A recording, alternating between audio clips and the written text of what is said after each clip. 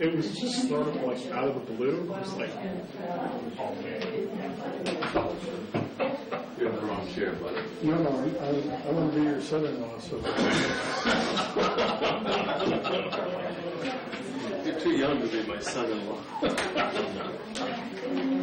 So just so I can, we selected me to honor Grand Marshal Christmas parade. Mike and Ruth, I think.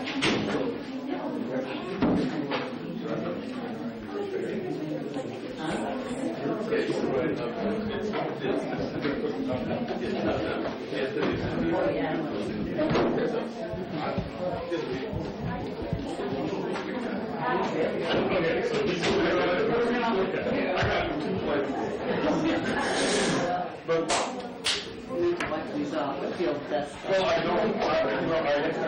appreciate all the work ladies go to visit, so I don't mind. I'll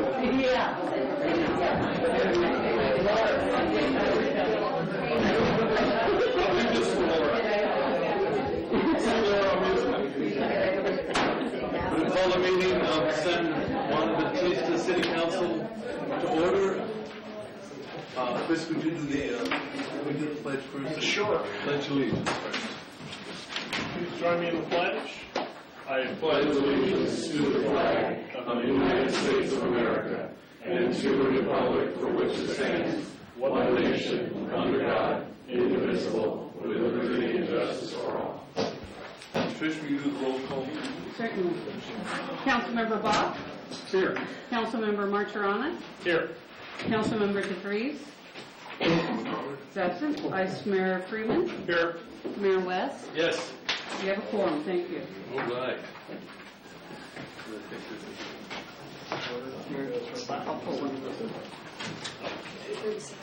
We've prepared this is for public comment. Do we have any cards for public comment?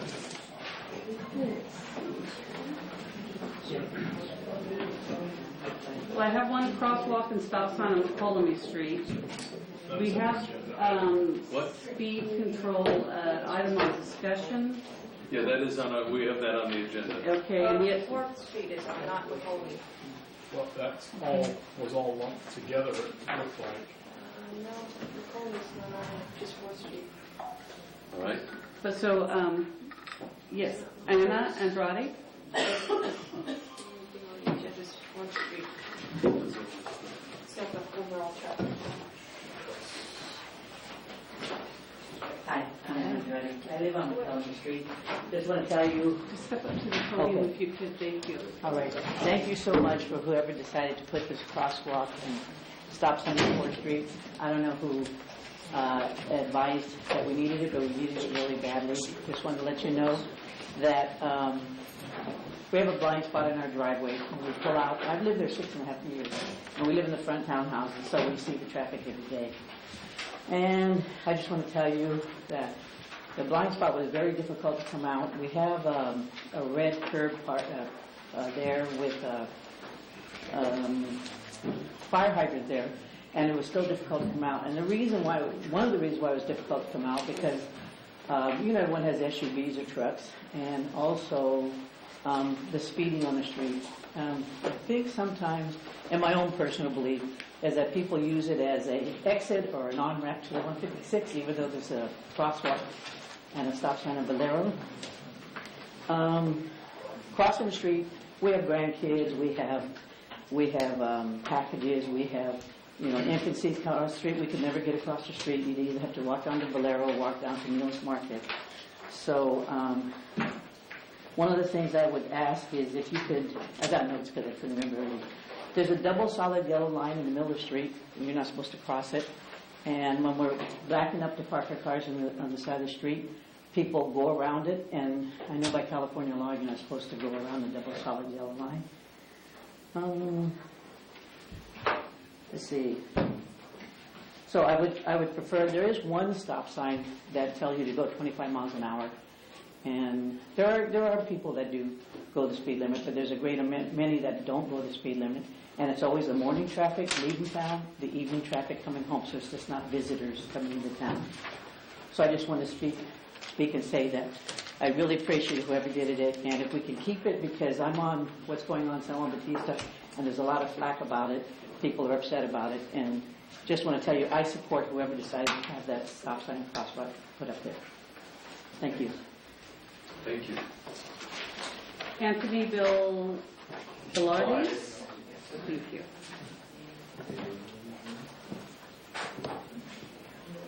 Good evening. I too, my name is Anthony Velarde. I'm a resident of Michigan Garden Apartments, and I'm here to speak about that Muckalamy installation of the stop signs. I know it caused a stir, but I don't know what all this controversy is. It's for public safety. I mean, we have a hard time just crossing the street because people speed through there. Also, that was a good start. So with the signs, I would also like to recommend posting a couple more 25-mile-per-hour signs in various locations. People say they can't see them, so they be aware. And maybe also putting that unit you have there that tells you how fast you're going. In the length of time I've lived there, I've never seen it on Muckalamy. And people do fly through there 50 miles an hour. So, I don't know, maybe people think it's a drag strip, I don't know, but it's unsafe. And, I'm getting older, so it takes me longer to cross the street. And, I have to park on the other side of the street. That's why the crosswalk, even though it's further down, will help some people get to the other side. Also, one other recommendation on the curbside of the street that we have in front of the apartments, I'd like to see parking strips installed. The painting of, how to park. Some people just don't know how to park. They'll take 2 parking spaces, So that's all I want to recommend, and I thank you. Like I said, it's a good start with those signs. I'm all for it. Thank you. Maricela Morales. Good evening. I just wanted to talk, just saying in support of those stop signs out there. I'm the property manager for Michigan Garden Apartments, and for the past 10 years I've been living there. I've seen people get into fender benders right there. I've seen people almost lose their lives right there. I've witnessed a lot of things, and even though now those stop signs are there, I've noticed that some people, especially local people who are very upset about these stop signs, decide that they're just going to run right through them anyway, which I find very upsetting because our tenants really do have a big problem coming out of there. And even if you inch your way out of there, thinking, oh, I'm safe, you're not safe, and somebody gets upset with you because you pull out of there. And anyway, it's just, I really support those stop signs. They're a really great idea, and I love that they're there. I don't like that people are still blowing right through them, especially the local people, because they should, I don't know, at some point recognize that there's a reason why the city council decided to put these signs there. And it wasn't just for, to stop, just to make a hassle. But what I did see yesterday, which made me kind of happy, and I know this is kind of messed up, but there was a sheriff on our driveway yesterday afternoon, and he did give somebody a ticket, and I feel like the locals aren't going to stop blowing right through that unless, somebody gets a ticket and kind of goes up on that web page, the What's Up San Juan, where it seems to be a big old, for everybody to talk. Anyway, that's all I have to say. Thank you. Thank you. Any other cards? All I can say about that stop sign is that I approved it and I ran right through it the first time it was out there. So shame on me. Consent items. Are we going to pull anything from the consent items? Yes. Move to approve. We're going to approve E. I'm sorry. I think there was an issue with the date on the closures. What closures? Street closures. Oh. The Sunday, May 19th, 2018. So that resolution needs to be updated. That's item 3B. So also, Mr. Mayor, we're going to, staff's recommendation is that we pull item 3E and have the City Council continue that to the next meeting. To continue item So 3. if you can do that by a separate motion, that would be great. Okay. This is due to late information that we received. You might want to talk about what that is, because people get it. Okay, that 3E is the Franklin Streets rezoning. So staff received information that it needs to investigate, and therefore the second reading of the ordinance will not be held tonight. And it is requested that the City Council continue the second reading of the ordinances to rezone the Franklin Street properties to the December meeting. Okay, do I have a motion to I approve? make, Mr. Mayor, I make a motion to pull consent item 3E and move it to the next regularly scheduled City Council meeting. And a correction on B. And the correction on B. Okay, second. Second with those amendments. All those in favor? Aye. Aye. Opposed? Thank you. Now where are we? We have a comment from that. Oh, yes. I just wanted to compliment on the. Could you come up to the, I didn't know we had to fill out paperwork or something. you don't have, well, Oh, yeah. okay. She has to know who you are so we can put it on the record. Oh, okay, awesome. Well, my name is Richard Gonzalez, San Juan Batistan resident here, and just want to say thanks for the City Council for approving those stop signs. Even I had a problem where you come out and you have to like look, and then you come out and then all of a sudden you see a car come and you're like, oh, you have to stop really quick, and then they get upset at you. And you're just like, I'm just trying to get in. And so, because they do drive really fast through there. So by putting those stop signs up has really made a huge difference there in that area. Huge difference. And like Marcella said, that it could save someone's life, honestly. That's when things change is when someone loses their life, and then, well, let's make a change. I'm glad that was done. And so yeah, that's my feedback on the stop sign. It really has slowed down a lot of people driving through there. Since I've been living here, that's one thing I've seen is that one road there is really fast. So yeah, thank you very much. I really appreciate it. One quick question. Yes. Do you think it would help if we painted it red a little further out, or to give more vision for people coming out of the condos or complex? I think as far as coming out, those stop signs, Okay. it's I feel like they're working. There's times where I walk out and like myself, they're looking. I ask where they look at you and they'll just blow the sign. I've seen that myself, and I think it's just everybody getting used to them. Because I have to admit, when I was driving through there, it's the same thing. I was like, oh, stop sign. You can't back up and stop. Yeah, exactly. And so, I think it's just repetition of knowing the stop signs are there. I think everybody's trying to catch on, but it's really made a big difference when you're coming out. And then, yeah, I don't have an answer for that, but. Okay, I was just wondering. Yeah. I guess as time goes by, I guess we'll maybe add some more to that, but. Thank you. And on a personal note, I just wish we could do that at Franklin and 3rd, because by the time I can see, I'm in the lane of traffic. But, all right.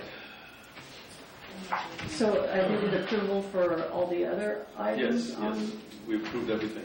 Okay. No, I don't think there wasn't. Well, no, we didn't vote. No, I thought that was the poll thing. Oh, okay. I made a motion to pull, but no motion to approve consent. Yeah. Thank you. All right. I'll move that we approve the rest of the items on the consent agenda. With the update to item Yeah. 3B, the date change to Yeah, item we 3B. approved that. And remove. John, Yeah.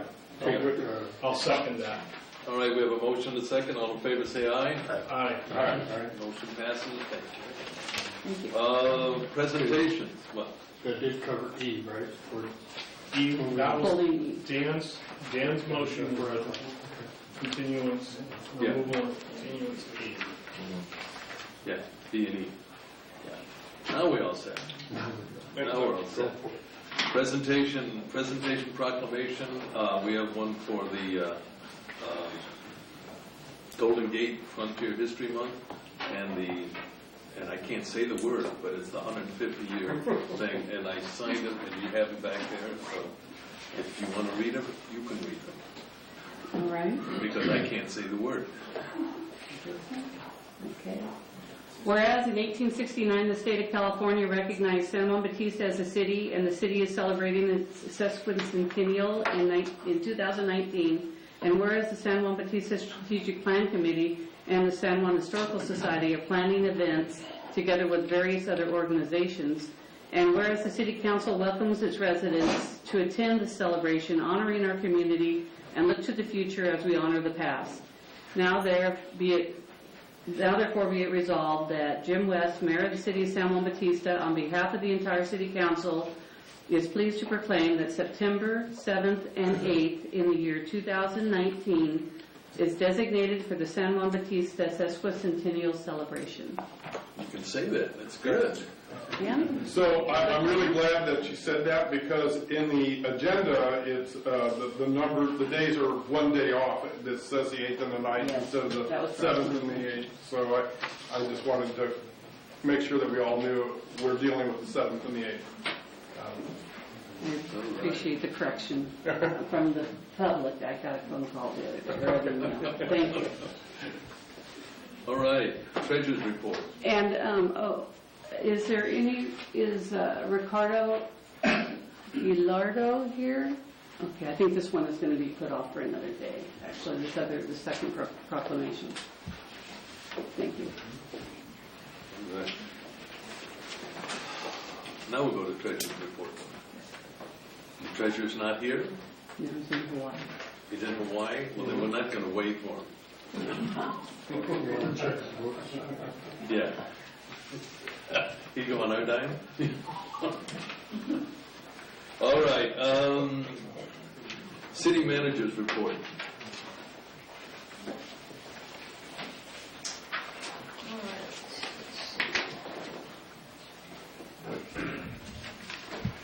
Did you want to go over the warrants? No, I signed all the checks. I know, so you're responsible. All right, so just walk through the city manager report. So we had one safety incident. One of our employees backed the pickup truck into the dump truck. It's actually, I thought it was the gate, the back gate of the dump truck, but it's actually the door of the dump truck. So it's less damage than I thought when I wrote the report. I just misheard the details about the accident. So I checked out the door. It closes, but it doesn't close properly. We'll either get a new door or we'll ship it. We did do safety briefing about backing up and proper protocol. It's very tight over there in the courtyard. We have a lot of vehicles. We do have one work order that's out to put an electric fence or gate, roller gate on both sides. There's one on that side, but we need another one on the 2nd Street side that'll allow the traffic through the courtyard to flow better. I think that's going to solve the problem. We already put the rollers in and the asphalt in, or the cement in, so it's just we're waiting for the bids on the electrical work. But that's the only safety incident. HR-wise, a few different things have happened. We decided to release the grant writer just due to the quality of work. We want higher quality work going forward. We had to redo one of the grants, and we decided to go ahead and try to find somebody that had a little higher skill there. We did hire one full-time employee who has sewer and wastewater certification, distribution, collection certification. His name is Elliot Gill. Came from the city of Watsonville, so he's a really good, he's got 20 years public work experience, so that was a really good strategic hire. We are planning on hiring one more full-time skilled laborer, likely carpenter, so we can complete some of the carpentry projects, for instance, the new bathroom at Brewery Park, and some of the buildings that'll be out at the new well, covering the chlorine pump station. Let's see, you guys have probably noticed we have a few part-time labor. I call them sometime labor. When we have our capital projects happening, what we do when we interviewed a lot of these candidates, we found some really good just labor candidates, strong men with some skill, and we've got them on call to use as temp labor to work through our capital project list. So if you see a lot of people working in public works, where they're called sometime labor, and they'll bowl us up and then come back down, just for your information. Nicholas Bryan, he's still acting as interim public works supervisor, and that's going really well. And I think you all are aware the public works were able to remove and replace about 30 feet of sewer pipe that was completely collapsed on 7th Street. It was infiltrating our storm drain system. So they did that, saving the city about $150K, because we went out to bid on that, and they came back at over $200K on the bids for that project. And it passed our city engineer's inspection, so we feel very happy and fortunate that our labor was able to do that. It's going to start saving the city quite a bit of money there. We are posting a job for grant writer / business development / PR event coordinator. That should go up soon. Fire. So the fire contract was signed by San Benito last night. We have ours. We'll need to look through that and sign that. No changes have happened since you guys have last seen it. The one thing that came to my attention recently is I think San Benito negotiated to retain their emergency vehicles with San Benito County if Hollister pulls out of or if the contract ceases.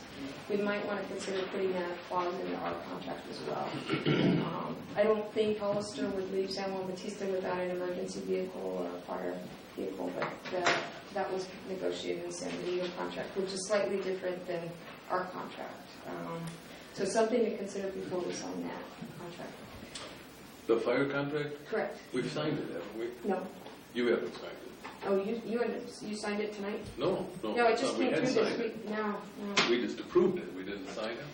Yeah, we've been negotiating. We haven't, the council hasn't. City Council hasn't approved. Yeah, we've been negotiating it, and the terms were very favorable for San Juan Bautista. It saved us money. Plus, we're going to get an extra firefighter here in town. It's less money, extra firefighter. I think an extra vehicle. The other thing my is understanding is they were going to. The city of Hollister was going to buy a fire truck or fire engine. Forgive me. It's one or the other. Trucks have ladders. That's right. So we don't need a truck. We need an engine. Right. So they're going to buy or bring over new equipment or replacement equipment, and we'd be able to either mothball or sell our current vehicle. Mm-hmm. So if we were concerned long term, we could mothball it and just keep it. Yeah. And so there was the sinking fund. We've been putting aside money for a couple of years for replacement. That would potentially free that cash up for the city to use elsewhere as well. So it seems like a really good deal. It is a good contract. Yeah. Can I ask one question? On the 350 pickup truck, I remember a couple of years ago they wanted to put a skid on it or sled. Yeah, we did, and we approved that in our capital plan. However, the Hollister Fire Department got a grant. They ended up buying 3 or 4 of those, and they're going to station a brand new one here. Oh, okay.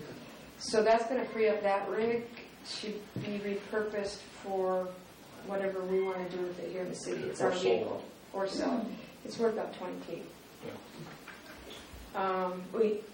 Along those lines, we did get our 4x4 Dodge pickup running, so now we do have a 4x4 in the fleet, which is great. We changed the motor out last week, so then it's running great. So my point is, we don't necessarily need this 4x4 rig that we're running anymore. Police and code enforcement.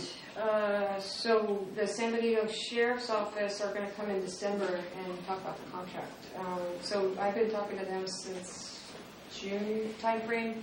The idea, what we've discussed, is there will be a dedicated officer here with a dedicated vehicle here in town. That'll allow more integration and understanding of our community. And so they're going to come and discuss that. We went through the list of officers, which would be good fits here in town. And so they're going to come and talk about that contract in December. Let's see. That's more progress than you and I did. Could have skipped a lot of Mars Hill coffee. Community development. So community development report, we'll go through it. If we have questions on specific, like Costa Rosa or maybe Neubauer, Fault Line, Harvey's, Todd can talk about it after this. Community center. So proposed, we tested out the community center for pickleball. It worked well, except the lights were a little bit dim. So I'm going to change the lights to a higher wattage light with a dimmer switch for the events. Also put a couple of ping pong tables in there, because ping pong and pickleball kind of blend together. A lot of ping pong players actually win a lot of these international tournaments in pickleball. So if you're a ping pong player, you might want to go back and forth between ping pong and pickleball. The rec center, I'm proposing, and it's up to you guys, but I'm proposing that the rec center be available to people in the evenings from dusk till 8:30, something like that. The rec center is the same as the community center? Community center, yeah. Evenings, say it again, that's still when? Dusk till, I guess when a certified volunteer is able to stay there. It'll be like Tuesday, Wednesday, Thursday. Because Monday we're cleaning it, and Friday we're getting ready for the events. So to just give it some more use in the evenings. So when are you going to propose that? You're not proposing that? I just threw it out right here, but I don't think it's an action. No, I don't think we can take action on that, but I'd be in favor of something like that. Do you want to bring that formally to the council for the next meeting? I don't know if is it something that needs your guys' approval? Yes. Who said yes? Yeah, it's a community. We all do. Rachel, do you say yes? Rachel says yes. I think so. It's a community asset. I mean, if it's a budget issue, but if it's just a question of making it available, I'm not sure why it would have to come to us. But It's a lot of issues. There's liability that goes along with that. Are we going to have guests or people that come, invitees, sign a release? If so, do we have something like that? It's just like the baseball. Don't you think, Deb, anyone that comes there should sign a release? Well, we definitely should talk to our insurance provider and make sure that we're covered for this For the insurance? activity. And there's some different moving parts to this stuff to where I don't think we can just approve it on the fly right now. But I'm totally in favor of the concept. I just think if you bring it next meeting, it's more appropriate. Okay, okay. All right. So maybe similar thing, Abbey Field, about people. So I think because of pickleball and a lot of recreation's happening in town, a lot since at least I've been here, people are now wanting to potentially do community softball. So have softball teams from maybe some of the businesses, maybe some of the development. It'll start to integrate the community a little bit. That's the other thing that was proposed for use of Abbey Park. So is that something, again, that I have to come back and get you guys' approval for a softball league? I do. Okay. I do think so, and I'll tell you why. Years ago, for City Manager Jennifer Coyle, I wrote a release because the same issue came up back then. I wrote a waiver and release for anyone wanting to use or rent or borrow or enjoy Abbey Field for their participants to sign and the organizers and so forth. So there's a liability issue there that we have to be mindful of. There's also trash pickup, cleanup, their share of utilities, maintenance. I mean, all those things. So don't mistake the lack of enthusiasm for the concept. I think it's a great concept, but we just have to be mindful of the details. Devil's in the details is my view. Does that make sense? It does. Spoken like an attorney? Spoken like someone who's watching out for the city. You don't want someone to break their leg going around second base and say, oh, there was a stake sticking up. Then it was dangerous. And now we have a lawsuit. All right, coffin races, Parks and Rec. They were mildly successful. I got some really good constructive feedback on coffin races.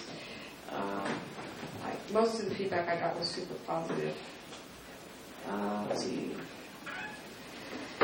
Buildings and parks, Public Works next big project, Rudy Park, and the library bathroom facelift. Sewer, sludge removal at the time I wrote this was about 20% complete. I went over there today. They had removed about 260 dry tons. So if you divide that by 5, that's about, there's been over 60 trucks of sludge removed from the city. And it'll continue for another 3 weeks. It's going really well. The dredge is doing its job. Yeah, it's a lot. The wastewater treatment plant operator transition is complete. The effluent area of the wastewater treatment plant looks healthier than it ever has. I was just over there today. All the monitoring lab results are better than they have been in a long time because we're bringing the sludge out. And the new operator's doing some really good things for the last cell of the pond. Well 6. The plans are complete, project details are available. We cut the asphalt today for there's several things that happened this week. The asphalt was cut to tie the raw water line into the treatment area, which is next to well 6. And we cut the outlet from the treatment back into the central water system that goes to the tank and to the city. We are going to tie that well into the city likely by December 15th. We're in the process of lifting that well up about 4 feet to get out of the floodplain, just in case, that 100-year flood happens. We are required to lift that well up, so we have to lift it up, put it on a pad, and then we'll put the pump back on it. So that's what's happening on well 6. That's a lot of effort going on there. So you see a lot of activity over there across from Mission Farms Park. As soon as well 6 comes online, you guys should start to see all the discoloration problems stop, because well 5 is the source of all the discoloration and high iron. When we go put well 6 online, well 5 will become standby. Therefore, you'll start seeing all clean water hitting the reservoir and going into the city. So I expect by 3rd week, 4th week in December, the iron issue will be behind us. The actual iron plant will be put in between middle of December, and we have all the way out till March to put it in. I'm going to try to put it in before the rainy season starts. The contractors putting the slabs in by December 7th, and hopefully we'll get the filtration system's already built. It's going to be delivered as soon as the slab cures, and so it should be over there by shortly after December 7th. And then it's just a matter of getting that thing certified and inspected by a drinking water board as well. Well 5 electrical panel, meter, I'm sure Patrick will talk about it. That meter may have already come in, so it's going to be off generator right by the end of this week, I would imagine, next week. Pipeline from Hollister West Hills, have not gone after any grants yet, haven't had time. Really trying to focus on getting this well up to connected. Also, the repaving project, the sewer project, the sewer breakage on 7th Street has occupied pretty much 90% of my time. Not to mention Harvey's Lockup, Casa Rosa, that type of thing. But we will get to it. I think things are going to start to slow down after well 6 comes online and the street gets paved out there on San Juan Hollister Road. Speaking of that street, so we here's another decision / recommendation. So the developer is responsible for the bulk of that road, and they're going to put the full asphalt in. The city is responsible for the 12 inches on the south side of that road. We have 2 options. We can grind an overlay for about $100K, or we can do the full 7 inches, or how 5 on 12. 5 on 12 for $221K. My thinking is over the next 10 years that'll likely be annexed in, and the developer will come in and likely pay for that road and do all the sidewalking better over on San Juan Hollister Road, and they can take care of that. The grind and overlay, the subsurface of that asphalt looks really good. It's nice big rock. It's compacted really well. It's got a strip of cement under it. So the asphalt layer is optimistic that that grind and overlay will last a while, up to 5-7 years, something like that, and be in good shape. After that, it might start getting to be kind of cracking like it was before, like it is now. That street's been in there since 2009, so about 10 years. So after 10 years, actually that's not true. It's been in there longer. There's a strip of it that went in 2009 with the infrastructure project. And that's the only thing that looks good in that street. And that looks good. So, I mean, we can talk about that a little. I'm recommending we go with the grind and overlay. So is the city engineer. Are you guys okay with that? Okay. All right. Collecting asphalt bids to finish, I know you didn't talk about that, to finish the 7th Street sewer? Nope. Okay. We still need to get asphalt bids for the Good luck. We did repair the alligatoring on Lane Street, I believe it was last week.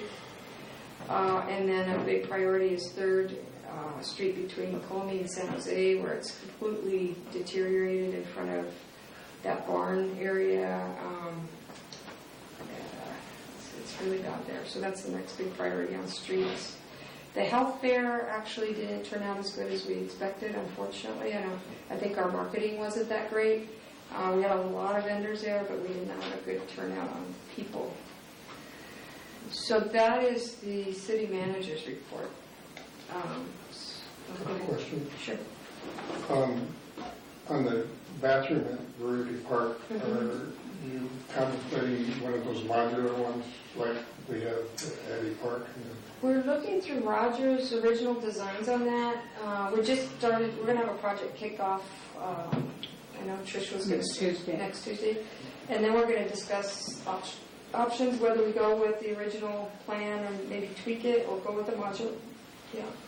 Because the only thing I can suggest on both of those, actually there's Bob Kosko and I had to go and wire up for the automatic locking and unlocking. Oh. And the one at Abbey Park was really difficult because we had to drill through concrete. And the sad part about it was you could have ordered that with installed already. And then so it's something to keep in mind. And then on the pipeline from Bedwell, who are you dealing with? Councilman Debris, you want to talk a little bit about the pipeline from Ryder's Pipeline? Tony has a question about that. Sure. What's the nature of the question? Okay. What I want to specify and make sure, we paid, several years ago, we paid $30,000 to McAlpine for a share of that well they drilled.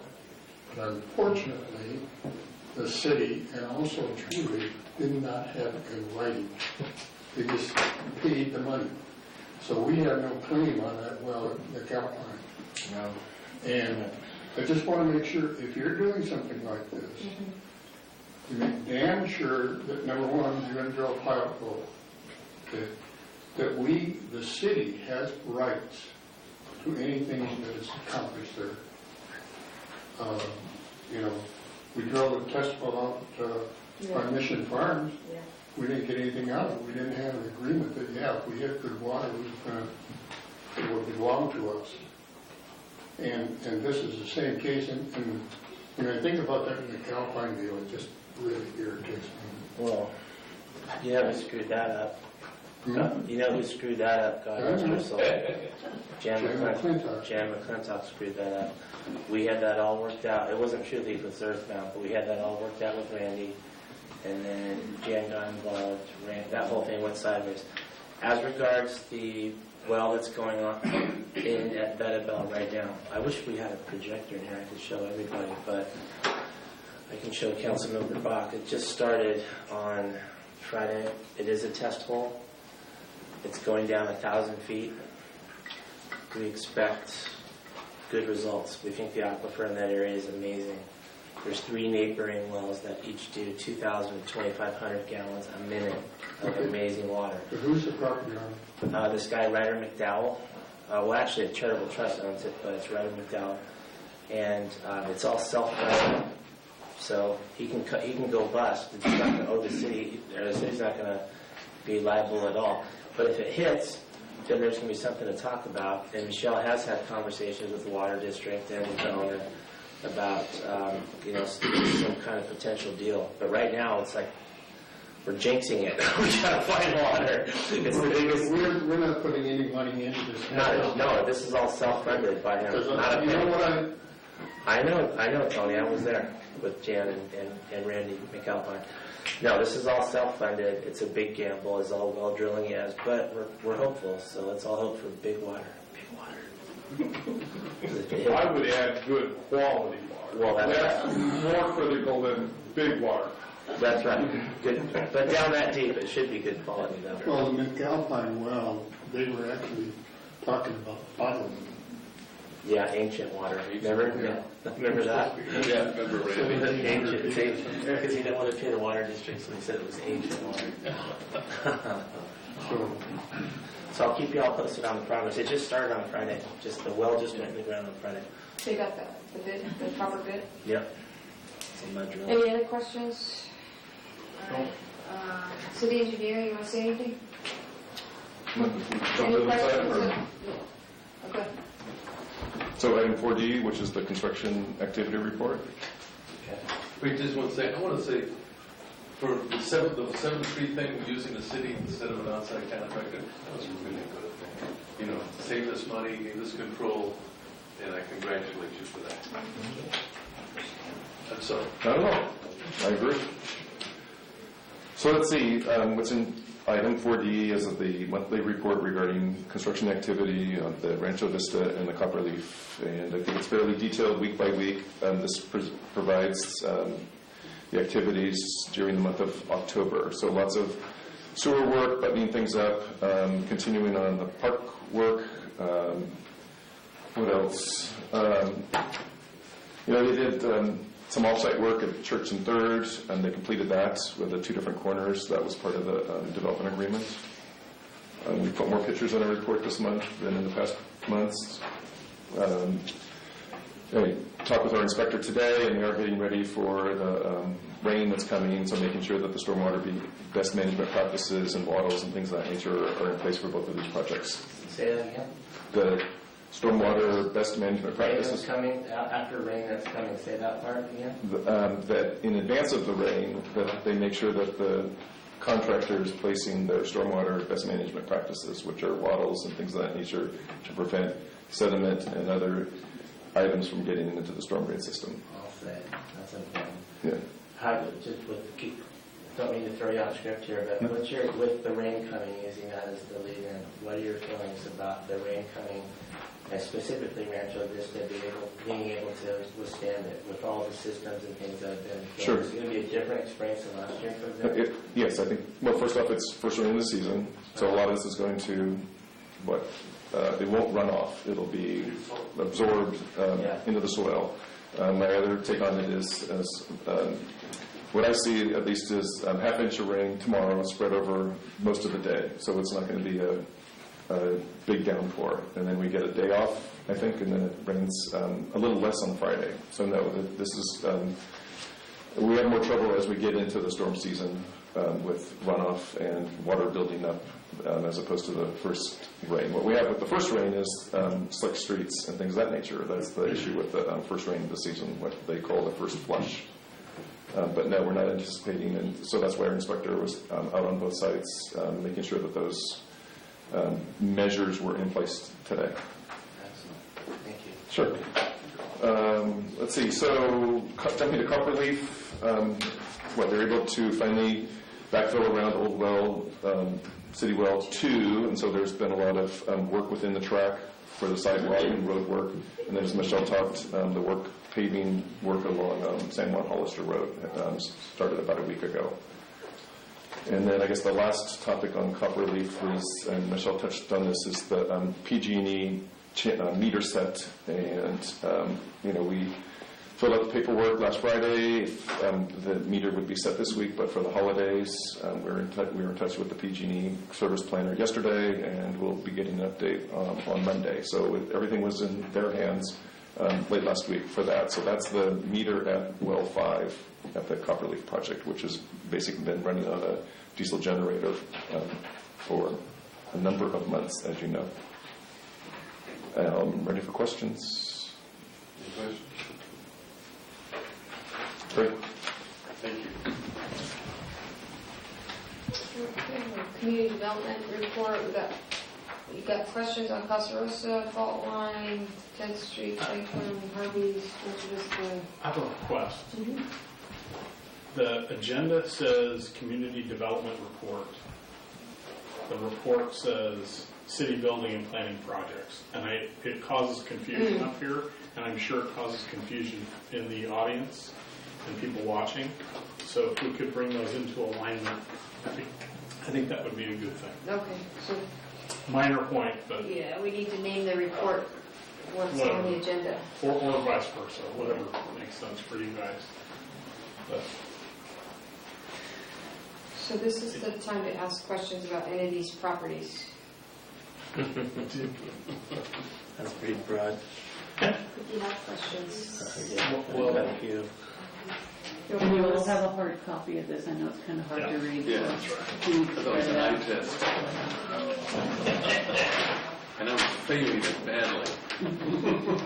So, do we have anything referred to us this formally from the Planning Commission regarding either La Casa Rosa or Harvey's Lockup?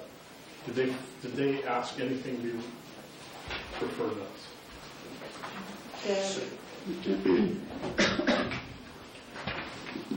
So just this one turn on? Yes. All right, testing.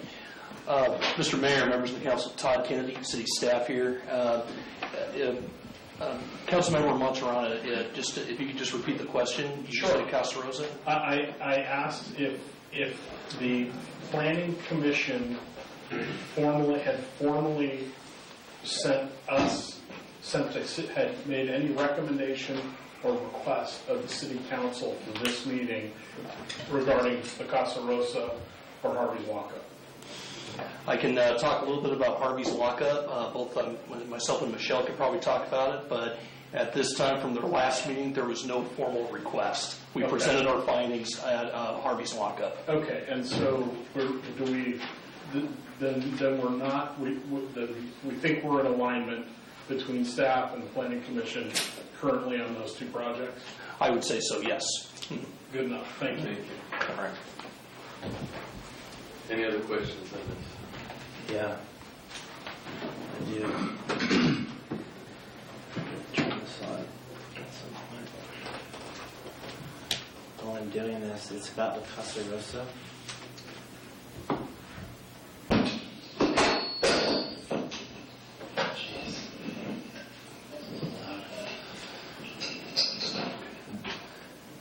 This is in regards to La Casa Rosa, and from the looks of this report and what I'm reading, I don't see that a lot of these boxes have changed a lot since the last one of these that we received. Other than there's a structural engineer meeting on November 20th, which is great. Which is today. Yeah, so Todd, why don't you report what happened at the Well, meeting? actually, before we get there, because I'm hopeful that there was good news, although I doubt it, but my main question is what is being done, if anything, towards the violator of these things and the person who ruined this building? Are we pursuing civil or criminal penalties? Is there anything? What's the status of that? I look to the city attorney and the city manager for those answers. What if anything, is being done to pursue or otherwise seek redress on behalf of this community towards that which was done to this beautiful iconic building. I've made recommendations to the code enforcement officer based on the city council recommendations. So that was all that. So now it's in the Division of Code Enforcement in the city of San Juan Bautista. Sounds like LA. So what's going on with the okay? Well, after you made those recommendations, then what happened? Where does it sit right now? I think it's on Tim's desk. What were the recommendations? That we pursue the administrative citations and that we brought back to the city council to have a hearing to determine whether the city council wants to declare it a nuisance and then go after the property owners for damages and for abatement. And then what I wanted to have happen before we came back to you was get the structural engineer to assess the damages, which happened today. So before we came back to council with the recommendations on the citations and or abatement, I wanted the structural engineer report to come. So they just had the inspection today, and Todd can speak to some of the findings there. Todd and Tim were both there. So we were both out on site today. We spoke with the structural engineer. I would wait to report what the findings were until the structural engineer issues out his report, which he'll be doing at the beginning of next week. A lot of what we saw is the foundation is looking okay. The overhang is concerned, and in regards to the report that he's putting together, it also have recommendations for shoring that portion of the building up so that there's no safety issues there. Okay. Let's not get lost in the weeds here about shoring and structural engineers and so forth. My questions right now, I think, are pretty simple. And is it the opinion of our city staff that this applicant, this owner, did something wrong as regards to this property? We are still determining that. You're still determining? So we're determining the severity of that project. I didn't ask you about severity. Was something done wrong? There was never building permits pulled on that structure after it was approved by Planning Commission and Council back in 2017. And not pulling a permit is wrong, right? Yes. And that led to some level of damage. We're just trying to figure out what the damage is. Exactly. What is being done right now for retribution for the wrong that you say was committed? We have multiple options. There's the administrative citation. There are options for repairing the building. That is on the part of the owner. You can abate it is possible with council approval to abate the structure, which includes either removing or raising. The ability to do that, or the ability to abate the structure on the behalf of the city, if the owner does not action that, is only to raise or remove. We do not have the option to restore. So I don't think that, we've had some debate about that, but That there's is another what we've been going section over. of the code that allows the city to remedy it and not have to raise the building. So there's two sections of the code that deal with nuisance. So Okay. That difference there is why we've been having this conversation, so that is still ongoing. The city attorney just made a comment that recommendations have been passed from her office to yours. What were those recommendations as regards As to an administrative citation. what administrative citation? So what is the nature of those recommendations? So an administrative citation is issuing a compliance order. I know what one is, but what specifically was the recommendation? Sorry to be rude, I'm just trying to cut to the chase. What is being recommended against this property owner right now today? Anything? Any kind of downside for what he did? So based on whatever violations are present, my initial view of the administrative citations is there's 5 separate violations out of our municipal code. Okay. Each one of those violations is, if it is an action, the fine is $50 per violation, and at the time that $50 is, or that fine is assessed, there is another time that is set by that order, and the fines increase from $50 to $100, and then from $100 to $500, and it continues on. And if the owner can't meet those payments, then a lien is established, and a lien against the property is established. Have any citations been issued as of today, November 20th, towards this property owner? No, because we are still trying to decide that. We are still trying to decide our actions. If I can just add too, there's, under the historic preservation ordinance, there's a substantially larger fine that can be assessed against the business owner. Which is damages against the historical nature of that property. In order to issue a citation, does the amount of the fine have to be determined? What we're trying to do is figure that out. Well, there's a schedule, and right now the fines are pretty low in the city for the schedule, as far as I know. So nothing has happened to this guy because we can't figure out how much the citation is going to be for? Is that overly simplified? Am I saying that right? Well, part of it, we did come with a recommendation to throw everything out. The state fines, the federal fines for damaging historical building without permit, the city fines. City attorney recommended that we not get in, because that would force us to get into a dispute and potential litigation, and the state would get those fines anyway. She recommended we just do the administrative fines. So we brought that back to just the administrative fines. And I personally wanted to understand the damages on the building before I continued with this process. And that, so you can blame me for holding it up because I wanted to know the extent of the damage that the person created prior to issuing that letter. I mean, part of that I understand, Michelle, but on the other hand, if you killed somebody, they're dead. How dead are they? They're very dead. How were they killed? Well, that might, be interesting, but they killed somebody. This guy killed this building. And it seems to me that a crime has been committed civilly and perhaps criminally, and yet nothing has been done that I can see, except that we put a police barricade around it and a Christmas tree. Well, I mean, what's happening? And we met with the structural engineer to say, yep, I'm sure the news isn't good. And the structural engineer probably said the news isn't good. He said that it's unsafe, that you did the right thing by putting the barricade. He said it was unsafe. He's recommending how to make it safe. How much money that's going to cost, he's going to tell us the estimated cost of that money. And then we're going to act against the offender? He told us that the way it was demolished inside was structurally sound. It was demolished properly.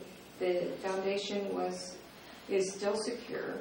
The way they propped it up, and there's these wood blocks in there. That's all secure. If anybody went in there and gutted that building, the way they did it was proper. So he acknowledged that.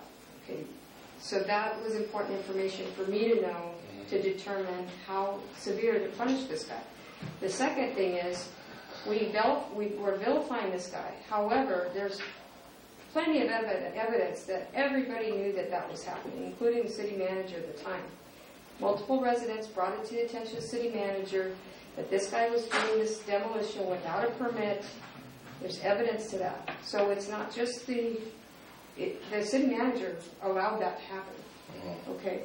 So it's, in a sense, he was authorized because the city manager said he could do it without a permit. A lot of this time has been spent towards research of those facts as well. All right, Well, I'd just like to add that I've had several conversations with many people downtown, and they would like to somehow think that the barricade it spoils the look of downtown. Certainly. And it does. However, we need to have it there, otherwise, it could fall on someone walking by, and the city would be completely liable. So I guess the information I want to know as soon as possible is what can we do as a city, including shoring it up if necessary, from the rear to make it so that we can take down the barricade and have a decent street back again on 3rd Street. And then that would be, I guess we're going to have to wait for the structural engineer to give his final. Exactly, that proposal by the structural engineer is also going to include how to shore up that balcony so it does not fall. And once that's done, then we can get rid of the barricade. Okay. So it's the balcony that's the issue for collapse. The front of the building's not going to fall off. front end, it's not gonna go like. The whole building's not going to fall into the street. I don't We want don't to say definitively because I understand, but it's a balcony that is. The concern appears to be the balcony, correct? Yes. Okay, well, that at least is some good news, but, okay. Can I answer What you're your- doing makes sense to me. I share your frustration, but I'm not sure. We have the complication of the past city manager, so unfortunately we'll be dealing with some of those legacy things for a long time. You mark my words, as long as I am on this council and I live in this town, that act is not going to go without retribution. Understood. Because that was our prettiest little building on 3rd Street. And I'm not happy about what happened. I don't care who was involved. And I know this community's not happy. No, it's not. It's true. So Is there any other questions I can answer for you? Thanks for your report. No, and I didn't mean to give you a hard time. I was just trying to get to the bottom of things. I don't mean to take it out on you. It's quite all right. It's frustrating. Thank you for all your help. Any other questions? All right, then I think we're going to go to the city engineer's report. I think we had one more comment. I had a comment on that. Yes, please. I'm sorry, go ahead.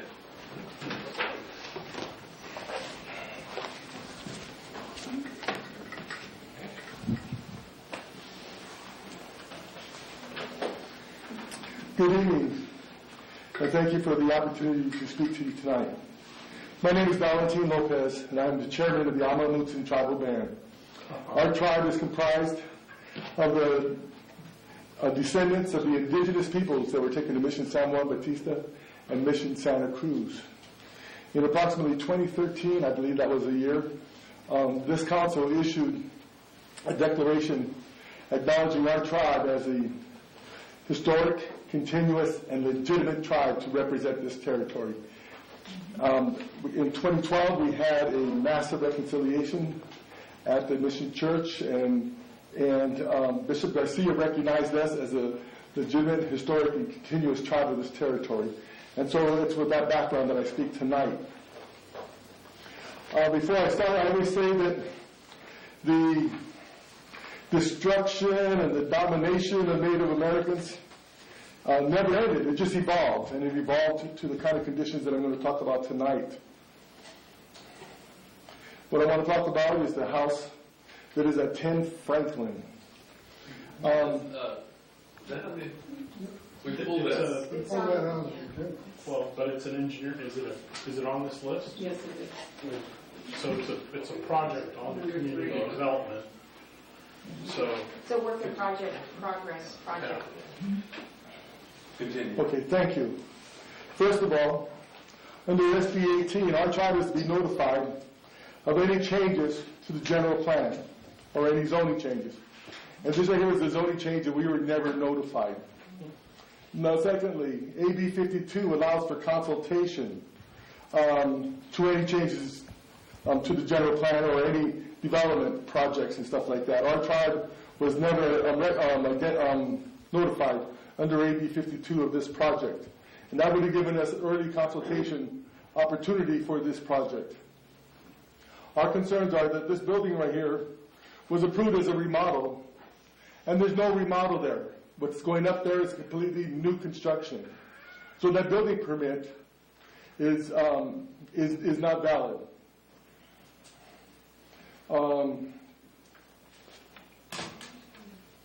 The other thing is that the site data, the parcel number on the site data sheet is different than on the building permit. So we don't even know that the building's going up on the right lot. And that's an issue. Regarding the inspection, we asked for we asked for all the records related to this project, and those records are there. You know, we were not getting we did not get a response, and so after approximately 2 months, our attorney wrote a demand letter that the records be available, and they were available to us, but they were incomplete. The only inspection record we have was one that was dated August 18th, and there was no year. It said Thursday, but Thursday, April 18th would have been 2016. That would have meant that the last inspection on this property was done in 2016. We learned just prior to this meeting that it was this year, and that the date Thursday was incorrect. It should have been Wednesday. So, but there's no other inspection records. We want to see what the inspection records are. And this is important because the permit was valid for 180 days. And before that permit expires, the property owner or the developer needs to go in and get an extension to that building permit. There's no record of an extension ever being submitted, and that permit was given in, I believe it was June or July of 2015. So there's no extension noted on that permit. The zoning, when that permit was given, would have allowed that residence to go up. The problem with that is that the zoning changed. And if that permit would have expired, then that owner would have had to comply with the new zoning permit. In this case it would have been facilities, and that house would not have been permitted. And therefore, what we're asking is that the permit be revoked, and that the owner apply for a demolition permit and inspection, and that the site be returned to its pre-construction condition. That is a very sensitive property. It's part of the mission grounds, part of the mission territory. During mission times, it's reported, documented, that over 19,421 natives died at the mission. And that was reported 10 years before the mission actually closed. Only those that were baptized could be buried in the Catholic cemetery. Those other 16,000 natives are buried throughout the town.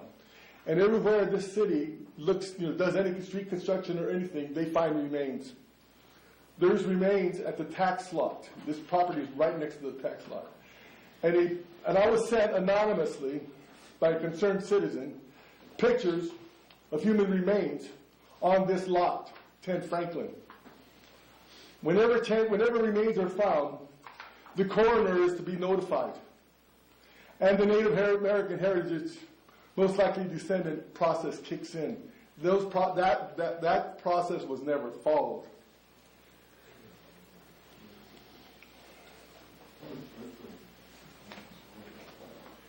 The property that was there was historic. It was recognized as historic. It was built in 1910. That property, I believe, was just demolished. How could they demolish an historic property and there be no recognition of that violation? That's a serious violation.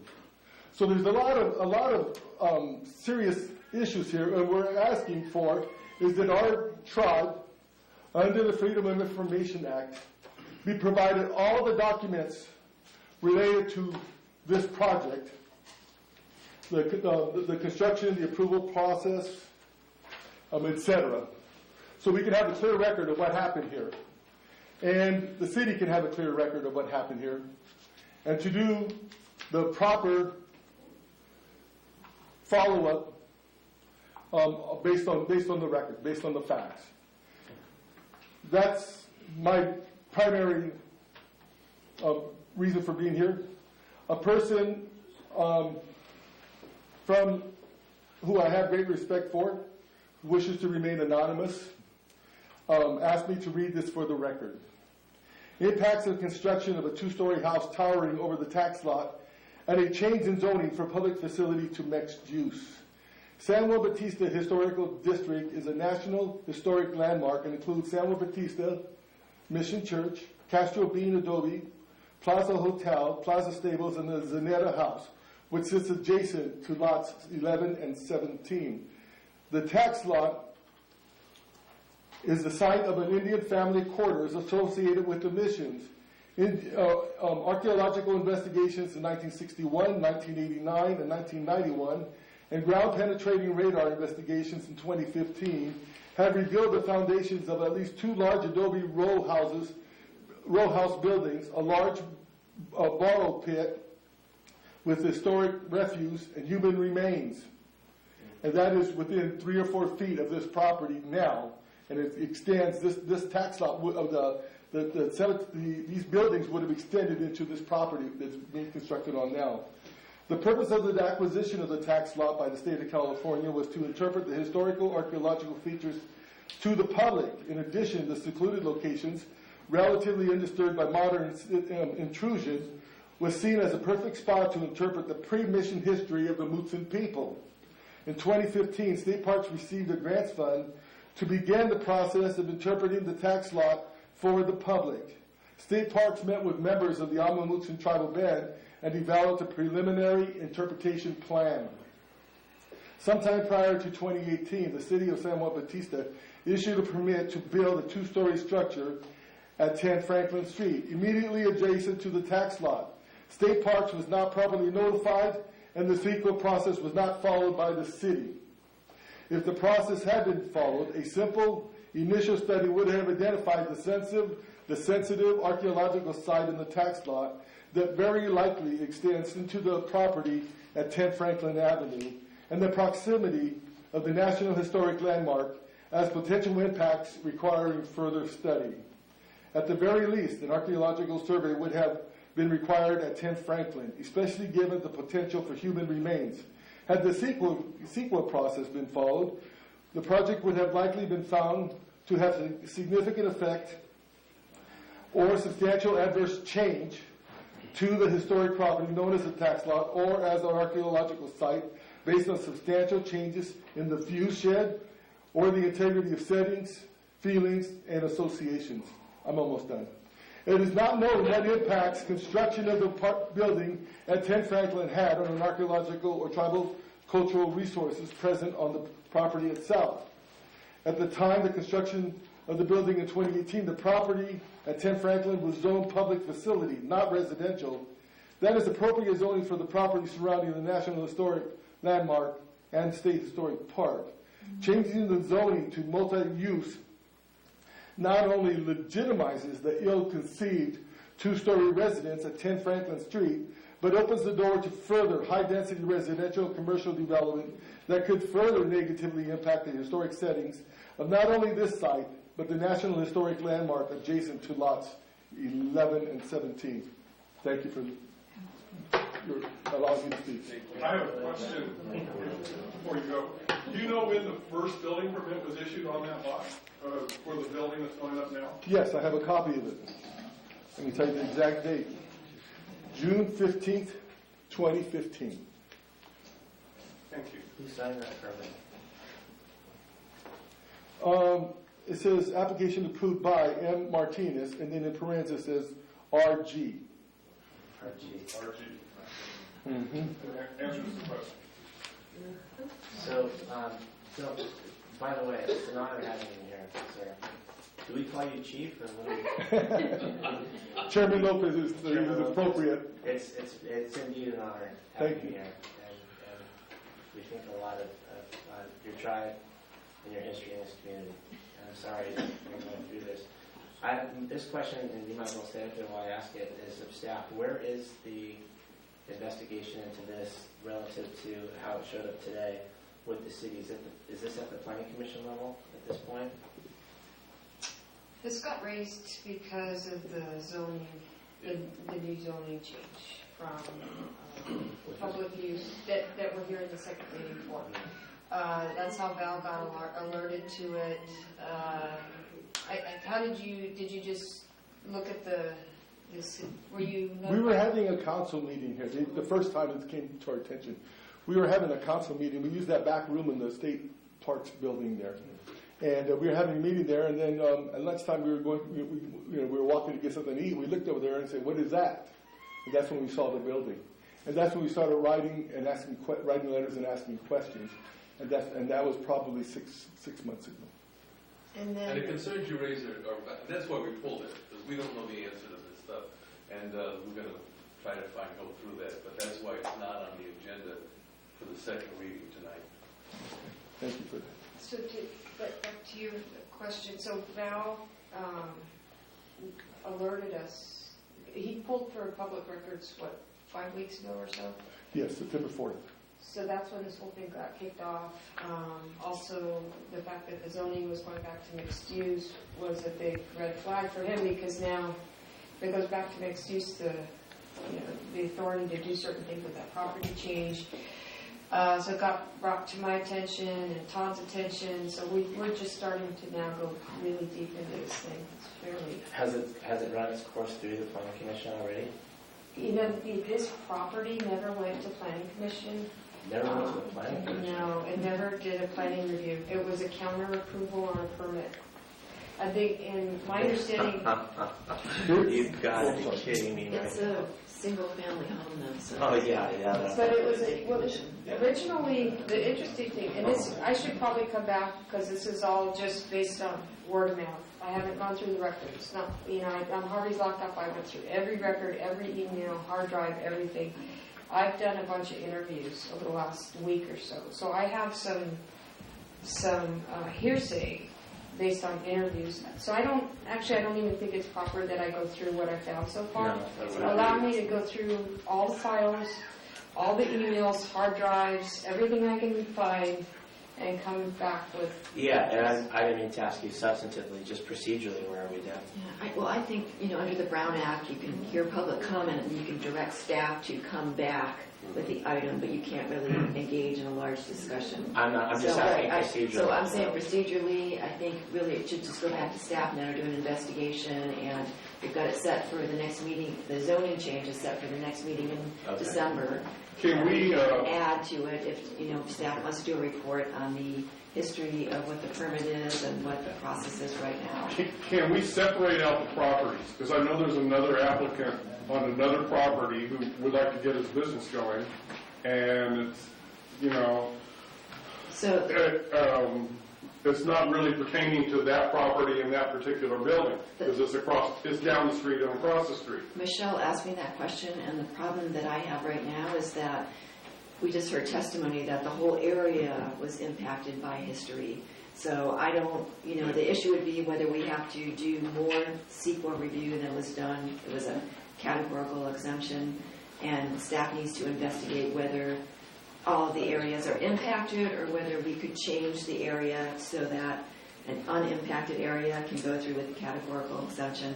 I just don't have enough information right now, nor the staff, to look at the historicity of the whole area and determine whether it's... Because that applicant is not changing his home into a 3-story monstrosity or whatever. So the issue, it's pretty much staying the same. The issue is the general plan amendment and the zoning change. Right. Those are city initiative, city initiated. They're not even really specifically relevant to either of these projects. They were initiated by the city council. So it's a city council project. If there is a deficiency in the city sue, then the city will be responsible for all the legal fees. But at a later date, can we separate out that property? I'm saying that we have to do a historical survey now, so to speak, to determine whether we can use a categorical exemption for the other properties. I only asked about one property, but I understand. They might all be impacted, as you know, with the state and federal historic law. There's the contributing properties as well as the actual historic properties. That distinction is going to have to be made at this point, but this has been raised. Well, I understand that because we believe in history, which I do. The remains are, as he accurately stated, probably everywhere in this town, not just on that Franklin Street or any other, it's... So, yeah, what did you want to say? Yeah, I had one more thing I wanted to add. I did bring this to staff's attention, but I wanted to bring it down. It slipped my mind, but it came back. And that is, I'd like the agreement that Roger had with the city to be reviewed. Because if that agreement did not give him the authority to act as a building inspector, and he's doing building inspections and signing off for building inspections, I agree he has the technical qualifications to do that. But does he have the authority to do that? Did the city give him the authority to sign off on those building permits. If not, that's when it gets sticky, because all the permits that he signed off on come into question. Yeah, thank you on that one. Sorry about that. Sent you an email on that one. I don't think that'll be an issue. He was empowered, I think, That's very right. clearly. Michelle could But clean we the don't know. toilet to. There's act so as much a about manager this we don't know, to that's why how we do it all. pulled the thing. Let's go through, let's get everything figured out what we're gonna do, and then act on all of that. I'm sorry, but I've got 3 questions. Okay. You referenced, Chairman, you referenced 2 AB law, 2 Senate Bill 18. So this Senate is, Bill 18. This is, I'm going to intercede on this because Please. this is the issue that we are postponing till the next meeting. And specifically, there was an agreement before the meeting not to bring these issues up because these are issues that will be explored pursuant to the zoning code amendment at the next meeting. Okay, I'm sorry, They're, but I'd like to SB know what the 18 2. and AB 52. Perfect. You have pictures of remains have they been turned over to the authorities? No, they had not. Okay, that's a problem. Well, that's why we postponed. Everything will be worked No, out. I mean, if there's remains that should have been turned over to the authorities. So that, the jury. I'll seek advice, The court- legal county advice, to see coroner. if that's appropriate. Right. So that should be reported to the county coroner. The city doesn't have jurisdiction. And then you referenced the mission grounds, the area of the mission grounds. And I think it would be helpful to get your tribal band, is that the right term? The tribal band's understanding of what that encompasses. Because that, to me, will have a much greater impact than on these 3 properties. And I think it's important for us looking to the future to have a clearer picture of what that looks like. Okay. So I would greatly appreciate it if you could provide that to us. Just so you know, I've directed Todd also, there's actually an official process through the state to which area is determined to be tribal lands, and so I've directed Todd to make the application to the HAA, and he's made that application, and we did not get that information back in time for this meeting, but we should have it back in time for the December meeting when we are discussing this. And the band, I'm a Mutsun tribal band. That band refers to the various tribes. At San Juan Bautista, over 84 tribes were taken to San Juan Bautista during mission times. And we comprise the descendants who come from many tribes. And so that's why a band is in our type, is in our name. Thank you very much. Thank you.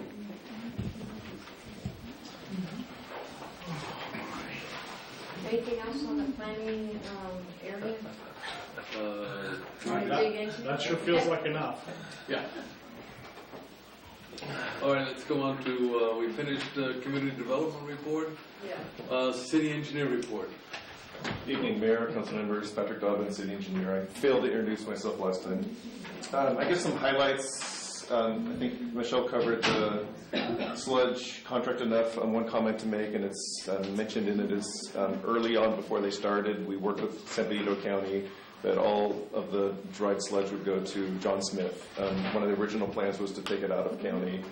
Michelle and others felt, including county staff, felt real strong that that should stay within the county and go to John Smith landfill. We had to negotiate a slightly reduced tipping fee to make that happen. And I guess another comment on sludge is they got going using one piece of equipment, and that was not achieving the progress that they wanted, some type of device called a hula pump. And so then they backed up and brought the dredge out that's out there and making really good progress day to day. And then the other, I guess the only other one to highlight is the City Hall re-roof. And so that kicked off October 18th. And we are buttoned up for the rain. And in the middle of that, and you approved it earlier in your consent, is the fumigation that happened. And we were able to get 3 quotes, and we moved on the one that was able to set the tent just over a week, so that kept us on track. But we are buttoned up for the wet weather that we're going to have over the next few days. They will be back next week, and they'll be completing this. They'll be working on what they call the hot mop part, which is the flat roofs on the other side of this opening. And And then they'll also be performing the repair at the community center, which is at the entrance as you walk into. There's an overhang that has lost some flashing, and so that building is experiencing a significant leak. That's it for my report. I'm happy to take questions.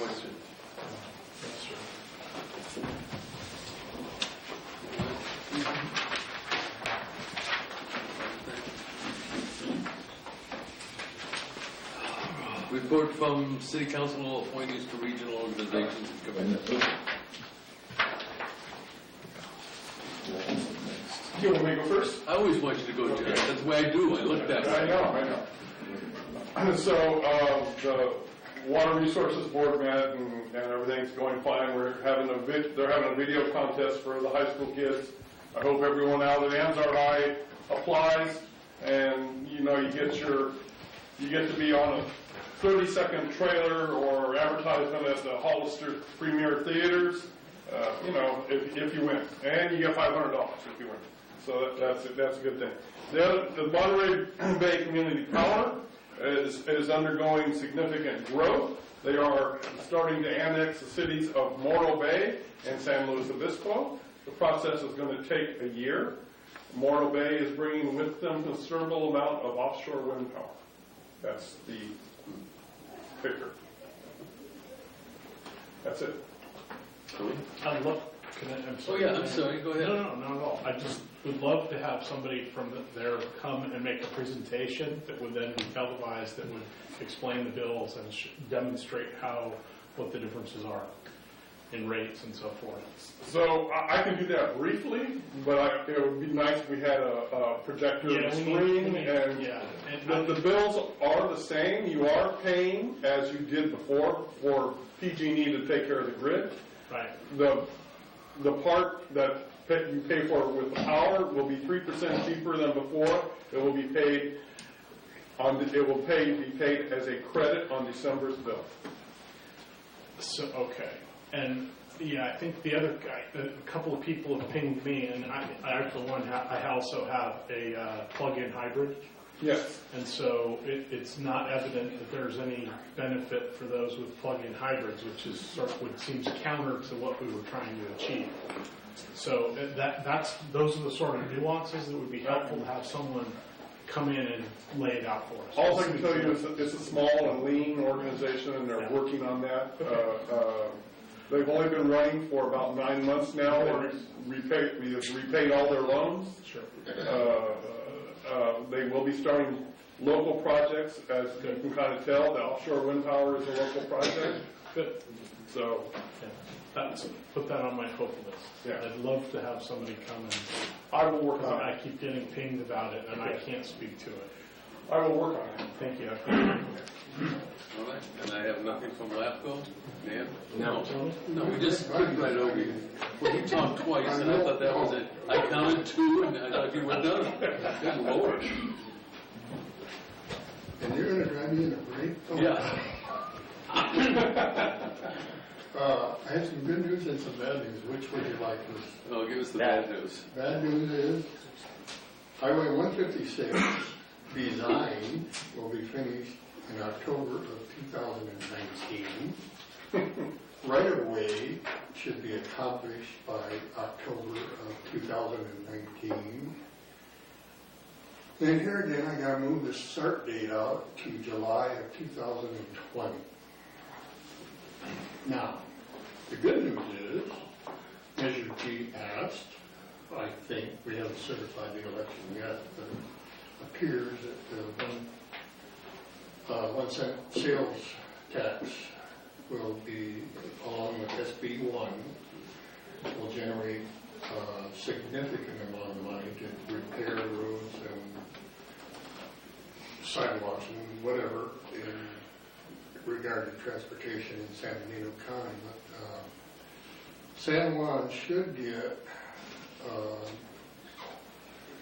if my calculations were right, and if the funds come in, we should be getting in excess of $400,000 a year for the streets in San Juan, which is a lot of money. Measure G and SB. Oh, and then by passing Measure G, San Benito County became eligible to apply for an additional $5 million towards roads and highways. So there's no guarantee that we're going to get that, but we, San Juan, would get, what's 5% of 5 million? 250,000 in addition. So, anyways, it's looking good as far as our streets go. And that was my last meeting at COG. Dave? No, I didn't attend anything. I was out of town as well. All right. Strategic Plan Committee report. Is anyone here where it's... Nope, okay. No, okay, we'll go on to action items. Introduce ordinance amending city purchasing procedure. Michelle. Make a motion to approve the procedure. Mayor, council members, Patrick Dobbins, your city engineer. So this, as the report says, we started at the August council meeting. It was an item that I wanted to present, which was having the city consider adding the Uniform Construction Code Act, which would allow more flexibility in procurement for public works projects. Councilmember Freeman brought this back at the October meeting. Then we talked about increasing the city manager's authorization, incorporating the Uniform Public Cost Accounting Act, and we're here before you tonight for the first reading of ordinance. And as the staff report says, I added in a local vendor preference, and that's for your consideration. It would have to be a business located here. It would basically allow a 5% preference that if the cost came in below slightly higher than the next vendor, but it would go to the local shop. And those are the three items that are in this ordinance, and would have to look to the city attorney regarding the next steps regarding this is the first reading, what happens after that. So I have a question about that. Are Sure. we defining local as within the city limits of San Juan, or Yes. the county of San Benito? No, within the city. They'd have to have a business physical address here in the city of San Juan Bautista. Zip code would probably be better, I would think, because at least it's the surrounding area, not necessarily county, but maybe the zip code would be better. Because there's like an asphalt company in the zip code. Typically, though, you want to benefit the people that pay business taxes in your city, not just somebody that's located in your city. So that would be the incentive to somebody that pays business taxes. Well, I'm in favor of it. I was just wondering how big or an area it is. I was trying to define it in my own mind, that's all. And building on what I think the city attorney, so they to be a local vendor, they also have to have a current business license. And within 95045. Well, as it stands right now, City limits. right, as it stands right now, it's Within the city limits. That zip code covers more than the city. Physical license. Do you have a paving company in town? No, but do you want to extend it past the city limits? That's the question. That's what I said. That's Are you exactly what I suggesting said. that? If you would like to do that? I would like to do it. Okay. 95045. I don't know how easy or difficult that is to. The city attorney's making. Well, I've just never seen them extended beyond, you're giving somebody that's not in your city a preference. I mean, let them bid and pay the regular, regular bidding and put in a fair price, not give them an incentive just because they're close to you. To agree with Councilman Bach, that's within our sphere of influence. Those people come in and use our restaurants and our windmill market and our post office and our city streets and things like that. So I would think, we could justify it on that account. Which is a point for Full 4.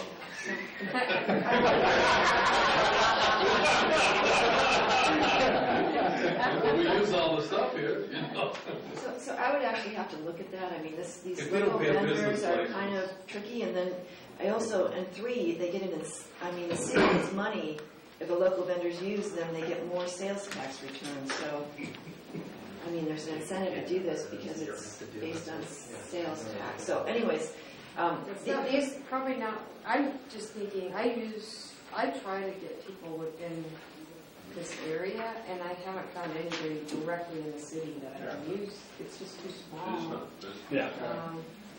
But it's not worth holding up the ordinance, I don't think. There's a trickiness to it, and I have to go back. I mean, these became popular like 20 years ago, and there are some constitutional limitations on them, so I'd have to go back and check this. If we're going outside of the city, I'd have to check to make sure that you can do it that way. Well, if it's a problem, just say, make it within the city and business license. I mean, companies that are close by give a less bid anyway because of the transportation costs. Sure. You know? I think what we're saying is it's going to hold things up and create a bunch of research. Then just let it go through as is, or if they decide to let it go through as is. Yeah. Any other questions for the board? Well, we got a revised copy. Yeah. What was changed?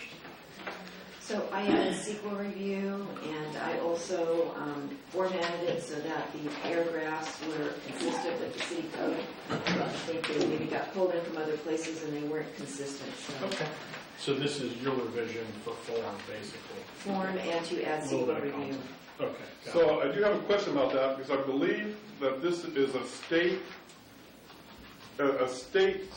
not mandated, but a state suggested ordinance. So do you have the authority to go in and arbitrarily change things? I mean, I hope you do, but. I didn't. First of all, I mean, it isn't, the state didn't give a form ordinance. This was taken from forms from other cities, and I think the city engineer used some different paragraphs from different places, so I don't think we, all I did was change A to C, or indented a paragraph, or added a, so I didn't really exercise any authority over it. Sounds arbitrary. I wasn't arbitrary, but I was just very capricious. Any other comments from the board? No, sir. All right, we're going to open this up for public hearing. Public comment. I have no speaker cards. No signature cards. Anyone wants to make a comment on this? Thank you. All right, do we have an action for first reading? I make a motion, an ordinance of the City Council of the City of San Juan Bautista revising Chapter 2-8, Purchasing Procedures of the City of San Juan Bautista Municipal. Second? Second. We have a motion and a second. All in favor say aye. Aye. Any opposed? No opposed. All right, go on to action item B. Consider changes to the parking citation before reprinting. City manager. Timothy Marshall, Code Enforcement Officer.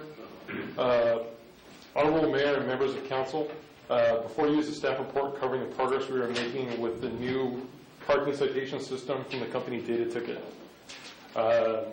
Data Ticket is a company that handles citations for multiple jurisdictions.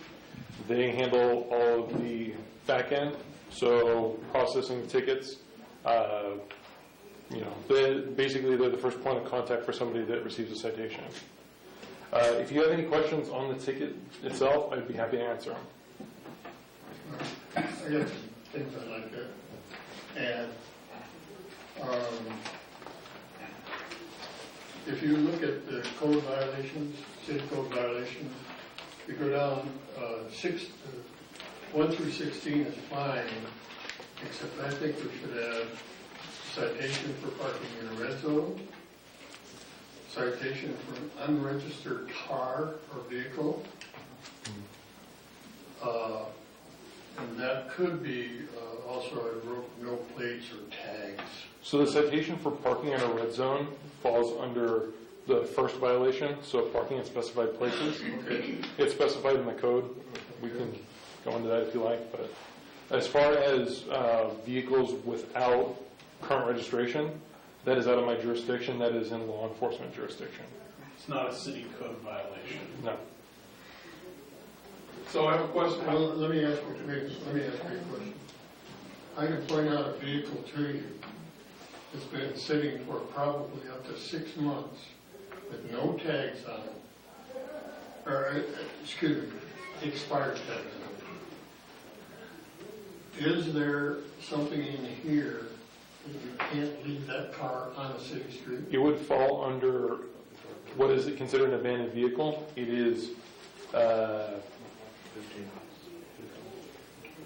so item 15 is in no parking in excess of 72 hours. Right. That is definitely beyond the 72-hour limit. That being said, code enforcement itself is complaint-driven primarily. When you have vehicles like that sitting on the street for that excess amount of time, notify code enforcement, and then we will go ahead and issue a warning on that. The warning itself is a sticker on the window. The sticker states, your vehicle's been found in excess of 72, in violation of this section. If you don't move it in 72 hours, it will be cited. Okay, but you don't issue them a ticket immediately? I need proof that that vehicle has been sitting there for that amount of time. So once the warning is there, saying it's been sitting there for 72 hours, then I can cite it. So I believe that's also a state code violation, and then the police can issue a citation for that. Yes. Well, okay, I'll let it go with the sheriff. Well, I mean, you should notify the sheriff. I think it'd be a faster action than the city process. Okay. Parking in a crosswalk is covered by number 1? The crosswalk should be marked with a safety zone, so a red area, a red marked curb, and that would be a violation of item 1. Okay. I don't know why I wrote driveway down here. And then the sidewalk. A lot of people will pull into a driveway and they'll be parked across the sidewalk. Mm-hmm. And I see it happen. It hasn't been happening lately. In Ren's Court, it's a cul-de-sac, and they block the sidewalk with their car. Is that under? So something like that, that's considered blocking a public right-of-way. Yeah. That is something that we can find in the administrative citation, and that can go through the administrative citation process. The items here on the ticket were passed by resolution back in 2013. It's resolution number 2013-15. I do have a packet that I have prepared to hand out for you guys to take a look at. It dictates the items on here, the prices for those tickets, and that's pretty much it. It dictates all the items on the ticket and the prices for them. See, Tim, what I was trying to get is simplify. I mean, if someone's out there issuing tickets, they go through administrative thing, hey, put a ticket on the window. So that is something that we can do. We can, at this point in time. Resolution here. Exactly. So to be able to add that onto the ticket, it is something that we have in our municipal code. To be able to add that on for a parking ticket violation, we would have to pass it by resolution. Okay. If there's something that isn't in our municipal code, we would have to add the ordinance, and then that would be a part of that. Yeah. The reason I did this is I figured if we're going to have the tickets printed and everything, let's get everything on there that we consider a violation. And the fine. That was one of the goals of. Pretty reasonable, $65. You might want to talk about the nexus you did on the prices. So, included in this packet, and I can hand this out right now, there's also a nexus of, we have two nexuses on this packet that I'm going to give you guys right now. One is in regards to the tickets we've issued, how many tickets it's been since I've started, which was about 6-8 months ago. So all the tickets that have been issued, along with another nexus that states, it compares our current ticket prices to other jurisdictions in the area. So let me go ahead and hand that off. Yeah. So you did an analysis on other jurisdictions, what they're charging, and then you also provided data on what we've been issuing tickets for so far, the types of violations.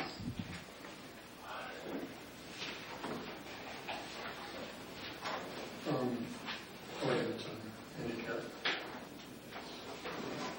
Can you issue a ticket in the windmill parking lot for a handicap private property? You're talking about the two handicap spots in the Windmill Market? So there's two spots there. One has all the appropriate signage. It has the listed sign that states the violation. It has the blue lines, and it has the icon painted on the asphalt. Right. The other one doesn't have the signage there, so if somebody parks there, it can't be cited. Well, but just in general, can you issue a citation on private property? That, no. I didn't think you could. That takes a highway patrol or somebody like that. Yeah. Or they can assign us the authority to do that, can't they? Isn't it, there's a mechanism for that? I don't know that, but I know The it's the sheriff. police issue, the handicap parking. Yeah. So I have a question, it's kind of prosaic, but how much does the service take? I mean, if, let's say we're charging $65 per ticket, I presume that service, what's the name of it again? Data ticket. They take $20, $50, $10? I don't have the specific information as to what the service itself costs. I know that to have the books printed with the way that we're going to have them organized, to have 1,000 tickets, which is about 20 books of 50, that would cost us $950 just for the tickets themselves. Trish, how much was the contract with Beta? So the one we had with JDS was $100 a month, and I think we even got that lowered to $25 a month because the Sheriff's Department was really not handing out many tickets. And when we started this process with Data Ticket, I tried to continue that, and as far as I know, as I recall, we're going to continue at no more than $100 a month. So it's not on a per ticket basis, it's just on it's a monthly service charge. There are some charges that the courts take, totaling about $12. Okay. So out of every ticket, I think $12 goes to San Diego County courts. So our $65 ticket returns $53 minus whatever we have to cover for the service charge. Yeah. Any other questions from the board? Thank you very much. Now we'll open it for public comment. Anybody wants to speak on Did this? you guys close the negotiation on the Beta ticket yet? Is the negotiation closed on $100 per month, or are we negotiating? No, I think we're still in the middle of a lot of that, but we signed a contract that we would get going on the whole thing. So depending. No, you don't need to fill it out. We know who you are. And next month we'll really know who you are. Well, I'm Cesar Flores, I live at 497th Street. I have a question on the parking. I'm going on vacation for 10 days. The only place I can park is my car is in front of the house. When I come home from vacation, I'm going to have tickets. Park $65, come on. Yeah. Yeah, you know. Just put a note on You know, could we have a tag put on the window, I'm on vacation, I'll be back on certain date? I don't know, just, it's a concern that I have. Sure. Okay, because I'm going to... If you put a tag on it, that would be a really good idea. And the people do come in regarding those 72-hour notice tickets, and they tell us about their work schedule, because some people work 3 days on, 4 days off. I mean, they work these long hours. So we know the special circumstances, and they typically would come in and talk about it. Cool. So, Cesar? Yes. One of the things he didn't pass this out to everybody, but there were a number of those tickets were issued, but they also dismissed 5 of them. And that's what she's talking about. I don't think we're unreasonable, so that's unreasonable. Yeah, I got word back from fixed up here too. Yeah, you were not going to dismiss yours. You were not going to. Thank you. All right, I'm going to close the public comment. There's no other public comment. I'm going to close that, and we need a motion.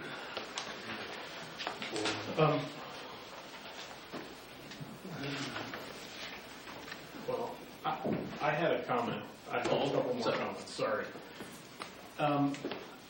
Do we need to put in the bail numbers? I guess I'm thinking back. I related this to you earlier, Tim. How many times in the 6.5 years or so, I think that I've lived here, I think this is like the third time this has come up to reprint and revise these things. And I'm wondering if we're obsoleting this, if it just becomes obsolete so quickly that it's problematic. And can we leave off the fine numbers and just have somebody fill it in, or have a bunch of check boxes for fine amounts or something like that is more open-ended? Not that it would be arbitrary, it would be set on a schedule, but it would allow us to change. Or I would say the only problem with that is that in order to issue the fine, it has to be exact. So if somebody writes the wrong number, or writes the wrong, it's messy or something, then the traffic ticket is going to be dismissed. Never mind. Not that approval, just a thought. If you have to go to court and get it dismissed, you've already got the impact of it. It's going to cost more than $26 or whatever. Sure. All right, we need a motion and a second on this. I move that we accept resolution number 23. There's no resolution, it's approved by consensus. Okay. Well, then I guess we all agree on that, isn't it? All right, yes. Yes? Yes. Yes. Sure, sounds great. Thank you, Tim. All right, discussion items, 4th Street speed control. Michelle. So this, I sent out in an email. I got some feedback from everybody, but I felt like we should talk about it as a group. So we did talk about the stop sign on Mission Garden Apartments. I guess this is now where we can formally talk about, do we want to maintain it? Do we want to do anything different? It was more of a stopgap on a safety issue. I don't know if it's the long-term solution. So let's talk about Macomb first and then maybe 4th Street. So Macomb, the other thing we're talking about is reverse diagonal parking on Macomb. It triples the amount of parking you can do and organizes your parking. And somebody talked about how it's kind of disorganized right now and they're not sure where to park. San Benito High School did this. It's the latest thinking around parking, high-density parking. And it's like a 3-step process. You drive past your parking place, you put your plate, slow down, put your blinker on, reverse into your parking place. And they say that it's much safer than normal, the traditional diagonal parking, because when you pull out, it's much easier to see who's coming this way as opposed to reversing out into traffic. So that's what most people are advising to move to this forward diagonal parking. So the question here is, I've talked to several of you, and you're recommending that we do this diagonal parking all the way up and down Macomb where there's parking available. Change it from the parallel parking to the reverse diagonal parking. And I just wanted to first say, should we go forward and maybe get a consultant to help us figure out how to stripe it, see if we can stripe it or put. The road is kind of decayed across from Mission Garden Apartments right now. One of the creative thoughts I had is we put maybe bricks or cobblestones to mark it so we don't have to re-asphalt it right now. We can just mark it, not with paint, but maybe with stone or brick until somebody develops in that area. Both those lots across from the apartments will likely get developed in the next 5 years, I would imagine. The Rodriguez property is on your form. They've been in several times to start to develop that property right across from the apartments. The Manning property, we haven't had any discussion on recently, but that one may also be developed. So that's the first question. I guess, should we proceed forward on the reverse diagonal parking all along the colony? So I hardly ever go down that way, so, I'm kind of, on the other side of the apartments, isn't it just dirt? Yes. Okay. And are we going to have a reverse diagonal parking there on the dirt too? So it is. Could you explain that to me? So on the opposite side, and this apartment manager's here too, she can help. So we've been assessing that side of the road. About a third of it is good asphalt. And there's 14 feet, plenty of parking for reverse diagonal parking. The remainder across from the apartments over there by that dilapidated house, it's got about 8 feet. So the back end of that is starting to corrode or decay or whatever. It's dirt. But the front, at least 2/3 of it is still asphalt. So that's why I was saying, rather than spend hundreds of thousands of dollars redoing that road now, one idea I was just thinking off the top of my head is we demarcate it with, putting in like brick or something so that it goes into the dirt. It still shows the lines, but you don't have to paint them. We paint where it does have asphalt. So how would the person know when to stop on the backing up part? Oh, that's the other part. So I was thinking of putting railroad ties all along the back. That would work. They're pretty tall. Well, maybe we have to put them in a little bit just so you can feel them. I mean, this is just exploratory. This is it to go. You guys give me the action to go figure out how to do it. I come back and say, here's how I think we could do it. Here's the different options. You could do the $400,000 option where you repave the whole street, do the parking, Here's the $50,000 option. Here's the $10,000 option where you put the cobblestones and the railroad ties in. I say go figure out how to do it. I agree. I think that anything we can do to improve the parking along there is a big plus. That there's so many cars all the time, and we've only developed half the property along that street. Did they move the no parking signs? Pardon me? Can you move the no parking signs a little bit Could be down? Towards San Antonio? Should look at Please that. come up to the, identify yourself. Mansfield, I live there at the apartment complex. I've noticed that the no parking signs on San Antonio, those people that come out of that intersection, they got about 150 feet to look out for cars. Whereas where the stop signs are at, we have no feet. You basically look out and you get hit by a car. I think you could move it over. That would give us actually more parking spaces. Right. Because a lot of us park by the Valero, and that's pretty far away. Were you guys around when they put that huge no parking zone coming out of San Antonio? Do you know why that's so long? No. Because what I was told by the sheriff is that the people were complaining coming out of San Antonio that they couldn't see the traffic. Yeah. But yet we have no little space to just come out and get hit. There's a lot of intersections in this town like that. Oh yeah. I mean, there really are. But apparently they get a bigger gap than all of us. San Antonio is the street that comes down onto McCullough from... It's right by Neal's Market. Okay. And it's kind of a weird angle. I realize it's a weird angle. I haven't been on it often enough to know about the viewpoint. Well, we've had the sheriff give us tickets. I watched him give a ticket to an old lady who was 6 inches beyond the sign. I mean, $65 ticket for 6 inches? Come on. So maybe I take that into account when I do the study on the other. That's a good point. Well, I was going to say, I would also look at the placement, the stop signs there are probably going to need to be on islands. So, We noticed that too. So, I'm going to throw out an idea here that, and I don't want to discourage anything but we're also worried about speed on that street. I've heard from several people that people go rather fast. So there's something called road diets. There's also something called putting in bike lanes. If you narrow the street, the average speed of the car drops by about 4 miles per hour.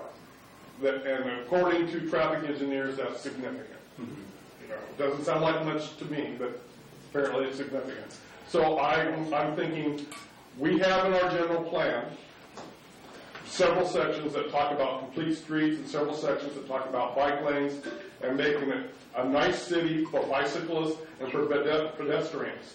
So I'm trying to figure out if we can work that in to control speed and do the reverse parking and do the stop signs or whatever.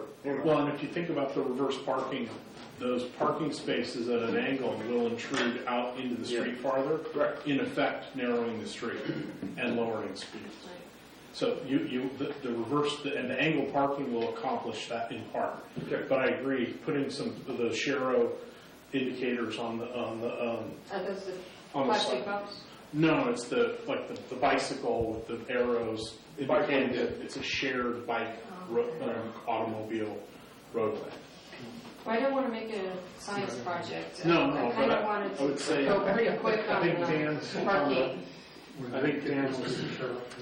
I'm never I'm going with to Dan. shut up. Yes. Are you kidding? Go figure Giving it out. that Go up, figure it you out. know? Yeah. Go figure out the reverse diagonal parking and come back with the recommendation. Tony says something. We talked about it before. We're going to do McCollum Street. I noticed everybody pronounces it McElhaney, but it's McCollum Street. Really? And what I had We've been wondering about that for years. what I had suggested was that on the, let's see, that'd be the south side of McCollum Street, we improve that shoulder while we're paving that street. And then you can put all your, and on the other side, on the apartment side, possibly do a diagonal. The only thing is you'd have to make sure that you've got at least, I believe it's 24 feet, 12 feet on each for a lane. Yeah. But you could possibly do it on both sides, but I don't know, this is, I should have looked at it before. You know when you're going to start McCollum Street? Well, I'm kind of thinking we should wait till the development happens. That's a very, very expensive project. That's probably $200,000-300,000 project. Did they, for the manager of the apartments, did they improve the road on the apartment side when did they put the road in? I believe they did because they had to do some pipe work on the one Yeah. side, but the other side was still. So it's only one side of the road that we have to do?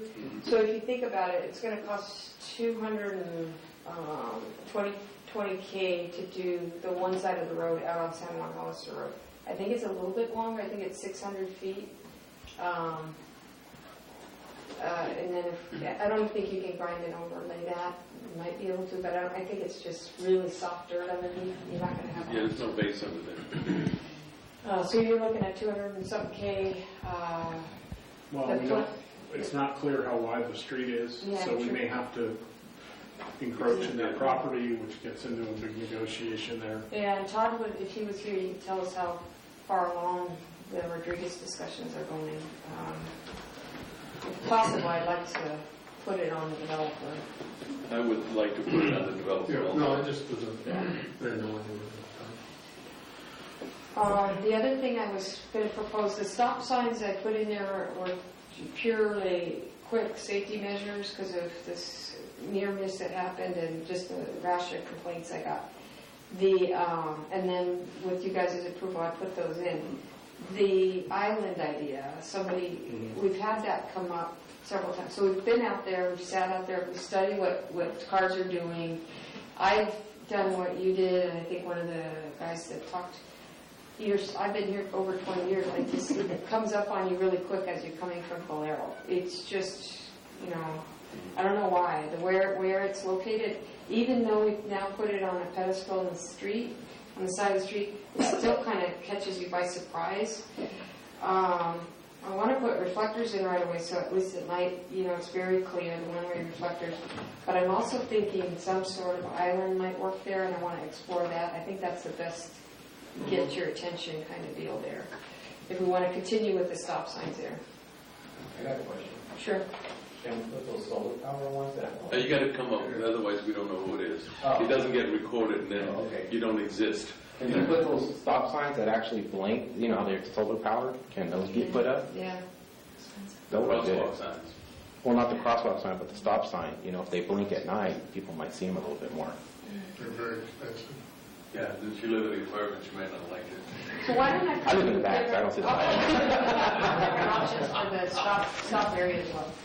Yeah. It may end up being, one of the other ideas I had was instead of stop signs there, maybe when they come out to that intersection, it creates a flashing crosswalk or something that will slow people down rather than always have a stop sign there. So I'll throw out a bunch of options. We'll get more feedback from everybody, what's working, what's not, and then we'll continue to improve it. But at least for now, I feel like it's safer. Much safer. People aren't running those. Okay, now 4th Street. Now 4th Street was part of our capital plan. in our capital plan, we put $80,000 aside to do speed bumps along 4th Street. So you guys approved that in May. Meanwhile, I'm starting to execute, I think we've executed about 50% of our capital projects. So we made a lot of progress on our capital planning list. So I was getting around to this street and doing some studying around it. So I threw some ideas out to you guys. It included putting new speed limit signs. It included putting, the blue is the speed bumps, and it included putting 2 more stop signs on that street. Now this is just for discussion. I threw it out there to get feedback because I wanted to get going on this this 4th Street situation. Now the other thing is, do the people on 4th Street have to recuse themselves from the discussion? Is that how it's worked in the past? I haven't done this in council before, so I don't know if that's... I think it would have to, if it would affect the property value, is that generally how that would work? I mean, if it theoretically it had a monetary impact. We would recuse the council members that were directly in the project, yes. That live on the street? Yeah. Yes, they couldn't be involved in the discussion. Is it the same as the planning commission, where it's a 300-foot radius or something? 300 foot That's radius. everybody in the room. No, that's not everybody in the room. You want to actually, John, if you look at where she's got the speed tables, it's within 300 feet of your house, I'd say. On 4th Street? Yeah, they are 3rd. Oh, I'm sorry. John's on North. Okay, you're far over. No, I mean, the last person standing. You get to decide. Yeah, you're the only one, because I did all the rest of us are within 300 feet. I know. I thought it was for an economic benefit. Yeah. So, if it affects everybody equally, then you go through that analysis. So if everybody in town is equally affected, like the general plan, you go through an analysis. But the rules of conflict of interest say that if you're within 300 feet, you're automatically disqualified unless you can prove that everybody in town is equally affected. So what do we want to do? Does everybody get to participate in this discussion or not? Well, I don't, when the new people come on council, what you traditionally do is have the planners kind of draw your circle around it, if that's, if there's any question, to whether you're in 300 feet. How about we have a discussion and then we take an action later? Well, this is not an action. It's not an action discussion item. item, so. I would, just a discussion. so I would love to discuss it, and I won't. I think it's fine to discuss it with the people who live on 4th Street. But once again, I was thinking of the complete streets, and I was thinking of traffic calming, and I was thinking of bike lanes being painted, and I'm thinking of decreasing the average speed. Because you got to ask, what is your goal? Is your goal to have everyone stop every 15 feet, or is your goal to slow down traffic and make the road safer? So if that's your goal, then I think painting bike lanes on 4th Street, using what's called a road diet, or is it diet roads, I forget which. Anyway, you can Google it, it's common. Narrowing the lanes is going to control speed, and I think will get us there to our goal, which is a safe 4th Street.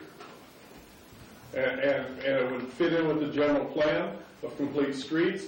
It fits in with the plan of pedestrian and bicyclist safety.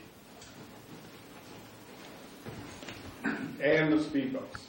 So that are already approved. You're saying So the only way... Yes. I don't think...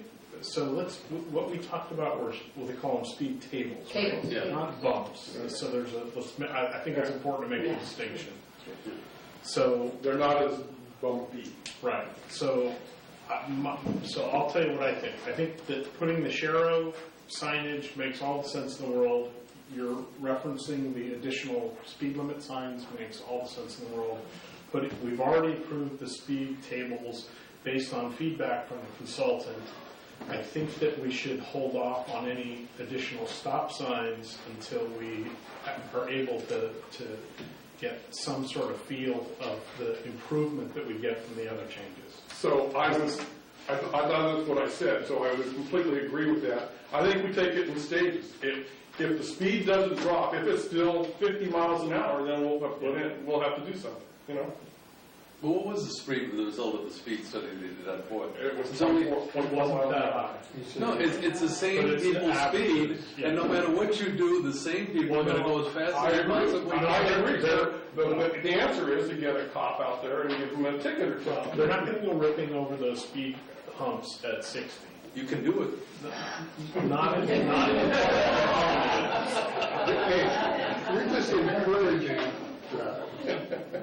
I think I'm tired of watching these clowns Yeah, and it's the take same. off from Monterey and Fort, and they're doing 40 to 50 miles an hour before they get in front of my house. And there's one guy in a red pickup truck every morning. He's either late to work or he's in a hurry to get his coffee. I don't know what it is. But that's the problem. What we're trying to do is solve the problem that's created by a small minority. Right, but you're not going to do it. You're not going to get a cop out there. No. Yeah. Sure. So I would agree. I'll go back to just. But we've heard testimony that the cops are out giving tickets tonight. So I just... They're not giving speeding tickets, I don't think. But they have the ability to do that. They can find the radar. Tony, what do you think? So what we have now is 2 votes for speed table, 2 votes for Sharrow, and 2 votes for signs, more speed limit signs. What do you want? I'm for it all. You're for everything? You're for stop signs? Whatever you do, slow down on Speed tables and speed limit signs. What about bike lanes and all that other stuff? You're for whatever. Okay. I can't ride a bike anymore, I fall off. What about you, Jim? In the spirit of going along with it, I don't think it's going to solve anything, but I will go along with all of it. Okay. Dan? Yeah, we have some. I'm going to open this up. It's not. So, but just so I'm clear on what to go execute. So I'm going to go execute the speed tables ASAP. Okay. I'm going to execute the speed signs ASAP. I'm going to spend a little time on the striping because that's more strategic, and I probably can't do it until the spring anyway now. Most of our striping is not going to start till March at this stage. So that's what I'm going for marching orders. Okay? Okay. All right. We have one public comment. I don't live on 4th Street, but I almost got run over there. Polk Street and 4th, we need a stop sign there because the fence that's there is way too high and you don't see any traffic. And I'm telling you, I almost got run over on my bike, my Harley. Yeah. Twice. Which corner are you talking about? Coming from 3rd to 4th. Got it. Yeah. Right there by the park. You already have a 4-way stop sign on the other side of the park. You might as well have one there because you got a lot of kids and stuff there too. And you come, the traffic comes by pretty fast. Well, the reason I want to be very specific is we may have the ability to address the height of the fence. I know there are limits, and that may be an opportunity because it's right on the property line, and so that would be a question for like the planning folks. Right. Are you talking about the fence at Mary Solomon's house? No. Across the street. Across the street where it used to be a teatro. Oh, yeah, okay. There's a full, 6-foot high fence right out. And it's solid. And you try to go up a little bit and here comes somebody, because you can't see them. No, I know that one of the previous city administrators had asked my neighbor to cut his hedge for the same reason. His hedge got awfully big. It's either the fence or a stop sign, but I prefer a stop sign because of the traffic of the youngsters there when they're using the park. From the picture we have here, it looks like a speed table is going to be put very, very close to that position. Yeah. So, I would think that the speed table would do an even better job of controlling speed than the stop sign. It may, however, if you're coming down, going up Polk to 7th, you can't see traffic. You have to get out in the intersection to see if anybody's coming. We did the same thing at Franklin and Thursday. Yeah. You can't see it. You can't see it. You have to go out into the intersection and you go, oops, there comes somebody whizzing by. Okay. Okay. I may have requested this. Is that it? I have a I lot think of so. websites, so I think Um, they're Okay, Michelle, do you have your marching orders? I do, but I think Chris brought up a good point. In the capital plan, we approved 4 speed tables, and I only have 3 in the diagram, because I suggested the stops rather than... Pierce. That's Pierce, instead of a speed table. So it's 4 speed tables that were approved in the capital project plan. And I think I mentioned to you, the 4th one should be, as you're coming into town, you swing up and go on to 4th Street. Right. Well, you got all these kids going across it. And if you can put one of those, maybe even in that crosswalk. Yeah. Because they come sailing off at 156, and they don't slow down when they swing down to 4th Street. So you're saying coming off the Alameda onto 4th? Yeah. Yeah. Past Vertigo? Yeah, that's at Pierce Street where Yeah, they have that's the a Pierce 3-way Street, stop? yeah. No, he was talking about He's talking right up close to the intersection. Oh, right up close to the intersection. Yeah. Oh, where the crossing guard stands? Yeah. Right. Oh, okay. Do we want to make that sidewalk a speed table then? That would be That's the a good question. idea. That's Yeah, sort speed of, table with the crosswalk and everything. Okay.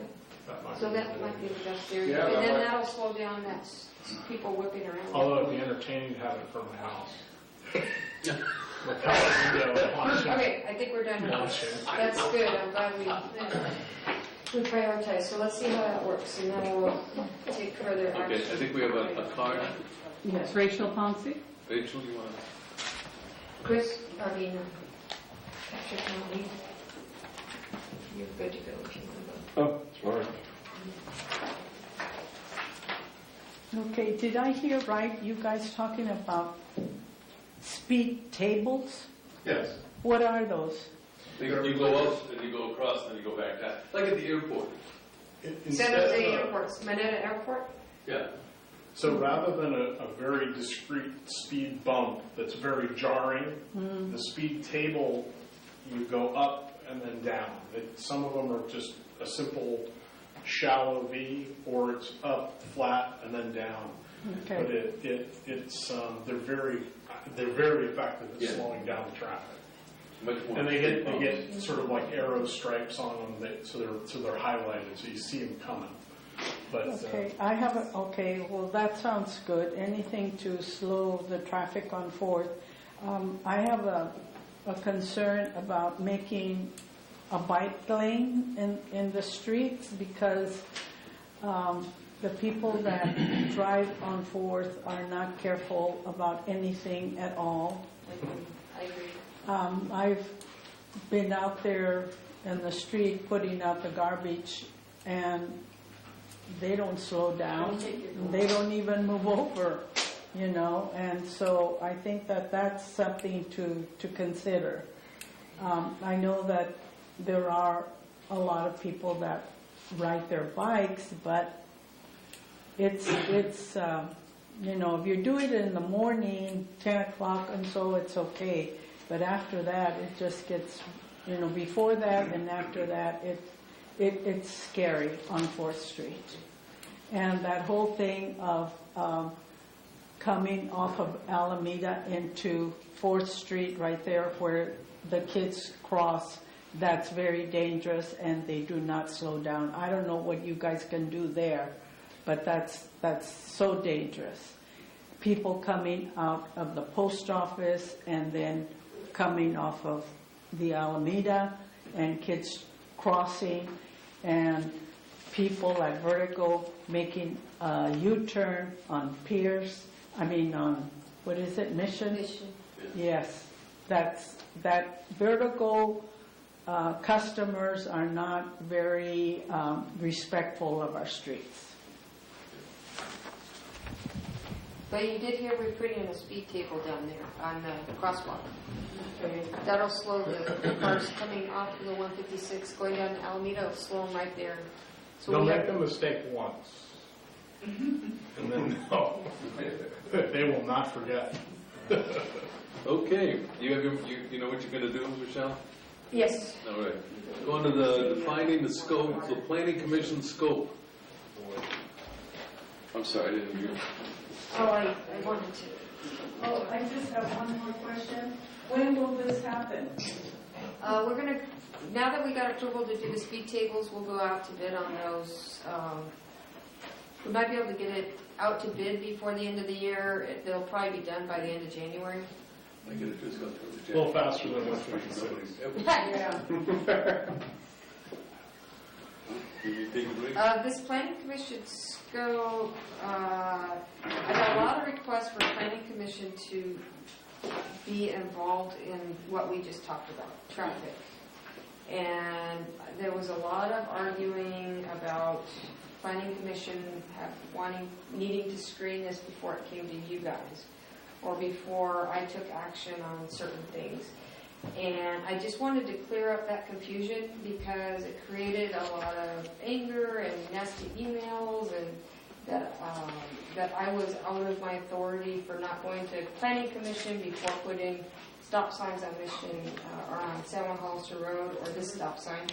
So I just wanted it to be really clear what I have to take to planning commission, what I have to get approval for, what I can just act on as it relates to public safety and traffic. So that's how this came up. Well, I think that this is a city manager government. And in case of an emergency, I mean, I'm working, Dan's working, you're not working, are you? So it's kind of hard to do that. So I think for an emergency, for safety, I think that's fine. You called us, we talked about it, it was fine. So I just pulled up the municipal code for the city, and it says the planning commission and the respective members thereof shall perform the duties and shall have all the rights, powers, and privileges specified and provided for in the planning and zoning law as set forth in Title VII of the Government Code, beginning with Section 65,000. Now, I'm no attorney. That helps. But I believe that code section refers primarily to general plans. No, it's land use. Which is land use. Yeah, zoning, general plans, yeah. Okay. It's all land use. The good news is we figured that out. The bad news is land use and transportation are joined at the hip completely. Everything you read these days, particularly when it comes to traffic control, traffic mitigation, it's all about land use. It's about putting new housing developments around transportation centers and hubs and big cities. We're not a big city, I realize that, but the definition, traffic, land use and transportation are joined at the hip. And I think we need to look, when we send something to the Planning Commission like we did a year ago on Emily's 103 3rd Street and Franklin Street, when Roger wanted it to be one way and she said no, we sent it to the Planning Commission. And we've done that before. I remember, even though I wasn't on the city council then, previous city councils have done it. What that does is it gives the public a chance to air their opinions, and they can give an opinion, the Planning Commission, and then there can be an appeal by a member of the public or by anybody else to us, the city council, and we can hear it again. And it's slower, but there's better due process. And the Planning Commission is better qualified than us to do land use and transportation planning decisions. Yeah, you're not nodding, Dan. Did I do that out loud? I respectfully disagree with that. Yeah, I disagree with it also. Yeah.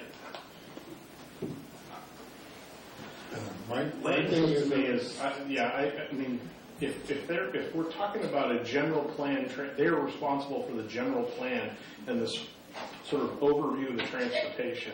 When we're talking about putting in a stop sign or traffic tables, I mean, this is stuff this is money and ordinances. I mean, this is us. This is us doing Public law. health, safety, and welfare. Public health, safety, and welfare. And to me, that's where We need to stop and take a bird's eye look at it. We're not, if we're just doing stop signs, we're not following the general plan. The general plan asks us to do complete streets. It asks us to do pedestrian traffic. It asks us to do bicycles. And we just are taking one discrete component, a stop sign. I'm sorry, but I have to disagree, because you brought up you brought up all of those issues tonight each time that it came up. I know I did, and I did so on purpose. Yeah, no, I think that's the purpose of the board. Well, so I don't have to do it. They can do it. No. Planning Commission is strictly an advisory board. That's it. They have no powers. No, they do. I'm sorry. When it comes to whether or not we put a stop sign in, we get to make the decision. They have planning commissions have final powers unless there's an appeal. Yeah, so that. Well, if there's no appeal, then what I'm saying is, decision is final. you don't go to a planning commission and say, okay, I want to put 2 stop signs on 4th Street. They don't have the authority to do that. We have the authority to do that. Or actually, Michelle has. So, no, the city code specifically says the city council approves traffic signs. Okay. So you just want to So why chat about Well, I just don't want to have to get nasty emails saying, why didn't I go to planning commission to do this stop signs, or do the speed tables, or execute what we already approved in this budget. It distracts, it's annoying, and it's rude, so. They have better things to do. Exactly. So do you feel like that? Is that clear? Yeah, I think so. So I just wanted to make that clear. I think it's a good question, because we don't do much of an orientation with them. We don't do any orientation with new council members. So this, to me, is an opportunity for the next few months. It takes a lot of time for me to have to go argue No, I understand. what certain Totally people's understand. scope are, and what the process is, and I think these people all went to League of Cities planning training. No, they didn't. Nope. 3 of them did. Who hasn't gone? Hopper, Scott, and Darlene. Who has not gone? Hopper's not one. Medeiros One and is Franco. He is a One's planner. a planner. Yeah. So Medeiros is the only one that hasn't gone through planning. Who's the fifth? Okay, who's the new one? Shirley has not gone there. Shirley has. Shirley has planning, I'm sorry, Michelle, I didn't mean to interrupt, but she has planning commission experience in Colorado at the county level. Yeah. And she did transportation. Yeah, I'm not suggesting that she's not qualified, just that, But it comes up in January, that training. Yeah. Well, I get your point. Let's make sure, and we have a lot of new council members and potential planning commissioners here. Let's make sure that everybody, I know Mary's already signed up. We signed her up last week. She called me proactively. Right. I need to get with you guys, but the first training session is for council is in January. They're signed up. All of them are signed up. Yes. Awesome. Hallelujah. And we are going to do orientation for the new city council members either next week, or we're planning to do it. And then we'll go through all the process.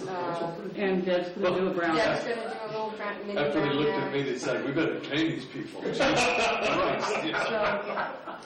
No, I think the issue in general is a good one to discuss, because there is a lot of gray area, and we've referred stuff and then it hasn't been followed through on. I think that the interaction between the council and the planning commission is not a good, productive relationship personally, and I think the appointment process that you put forth and that we have changed to is a really good one, because we're not going to have we won't have this is my appointee and they're going to talk to me, and this is what we're going to work on together. They become more independent, and I think it's just a much more professional approach. Agreed.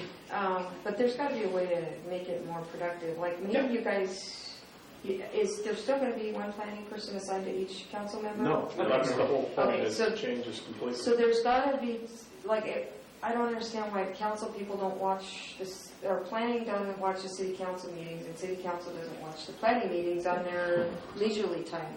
Because so we stay integrated. We do our best on this planning report, or the community development report hits almost all the things that are going on in the planning commission. So I think you guys are pretty up to speed on what's happening with all the different developments, projects, that type of thing, zoning. I think that's helping. Yes. Maybe For sure. we could do a little bit more. I'll think about it. But this is helpful. It makes it very clear where people's scope are, and it saves a lot of time and headache. Thank you, guys. Okay, so that's all I had on my... All right, what about, you done with this? Yes. Scope, okay. Possible meeting to discuss water problems and options. Well,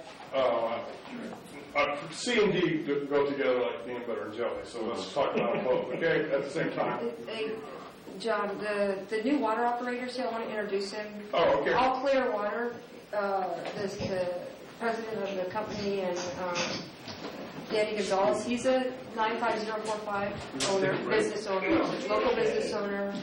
And he's got, what is it, My D4 and T3 licenses. according to the Drinking Water Board, he's the most certified guy in like 2 counties. They know this guy. So we're very, and Leslie is his teacher as well. So we're very, very fortunate that Danny and his company. And I have a T2 license also. Excellent.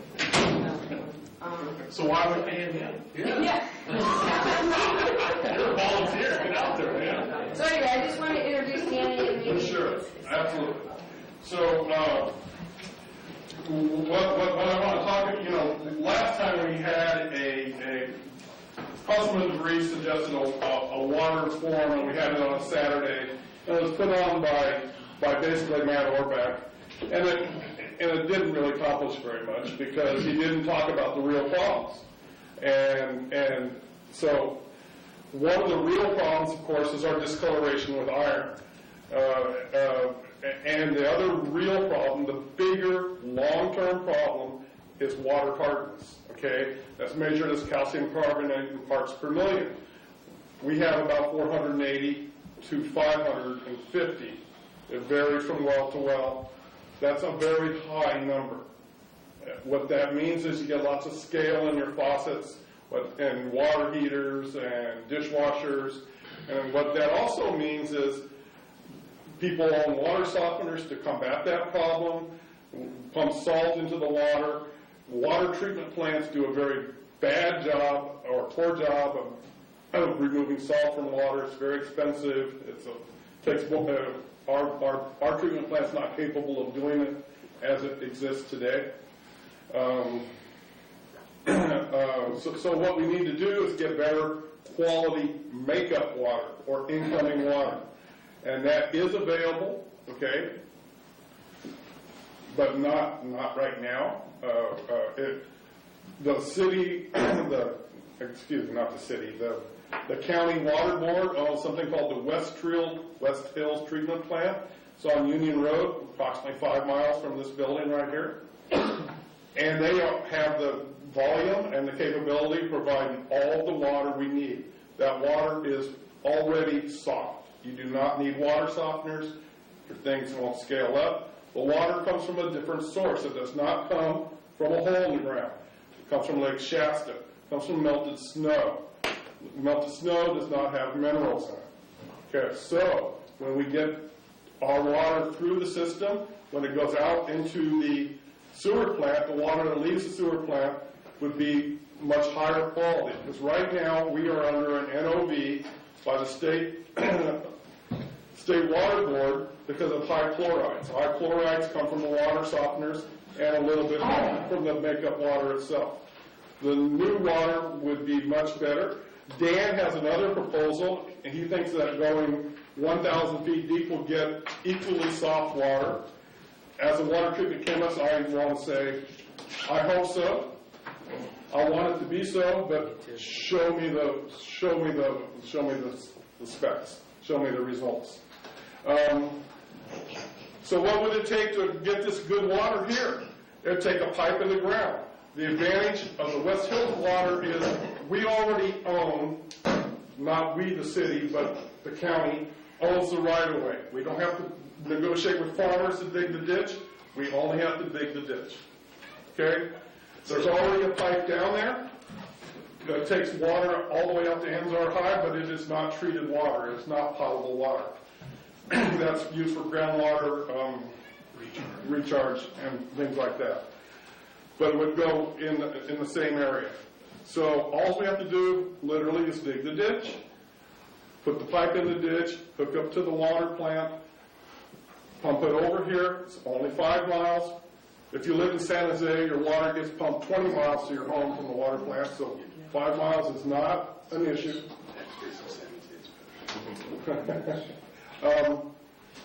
And we would have water that solves our problem on the back end of the system.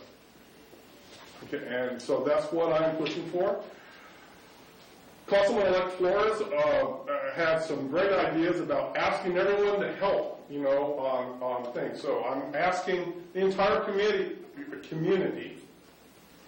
if you see a politician that goes to Sacramento, ask them to help. Like an assemblyman, a state senator, anybody else. Ask them to help. There's been bond issues passed the past 2 years that are specifically for water improvement for municipalities. We need to get some of that money. If we don't have a grant writer, we have to find the grants ourselves and apply. We will qualify because we have horrible water, as you all know. And that's, maybe I don't need a Saturday morning to say that. I've said it already. You can watch it on TV 100 times. So, and if that doesn't work, maybe Dan's pipeline, which would be another 4 or 5 mile pipeline also. I don't think we have right-of-way rights on that way coming in, but we can negotiate those, I'm sure.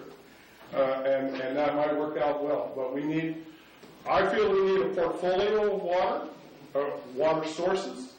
Okay, and we have wells already. City of Hollister has 8 wells, but they use most of the West Hills water and the other water treatment plant on the other side of Hollister, which provides the same quality water. They've outlawed water softeners in the plant, or in the city, and they're removing them as we speak.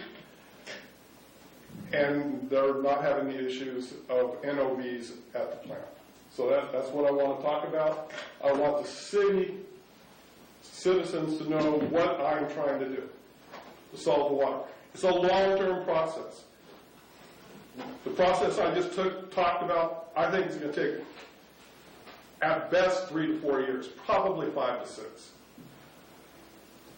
But you got to start somewhere. So that's it. End of speech. Thank you. I have a suggestion for you. Yes.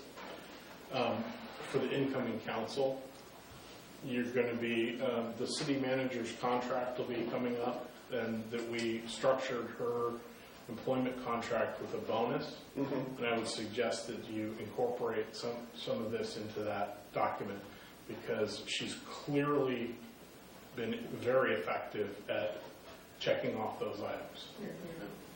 Yes. The reality is your timetable, if she's given the time, if this becomes a focal point, and right now it isn't, and that makes sense, I think. Right. My guess is she'll get it done a hell of a lot faster than you'd ever imagine. But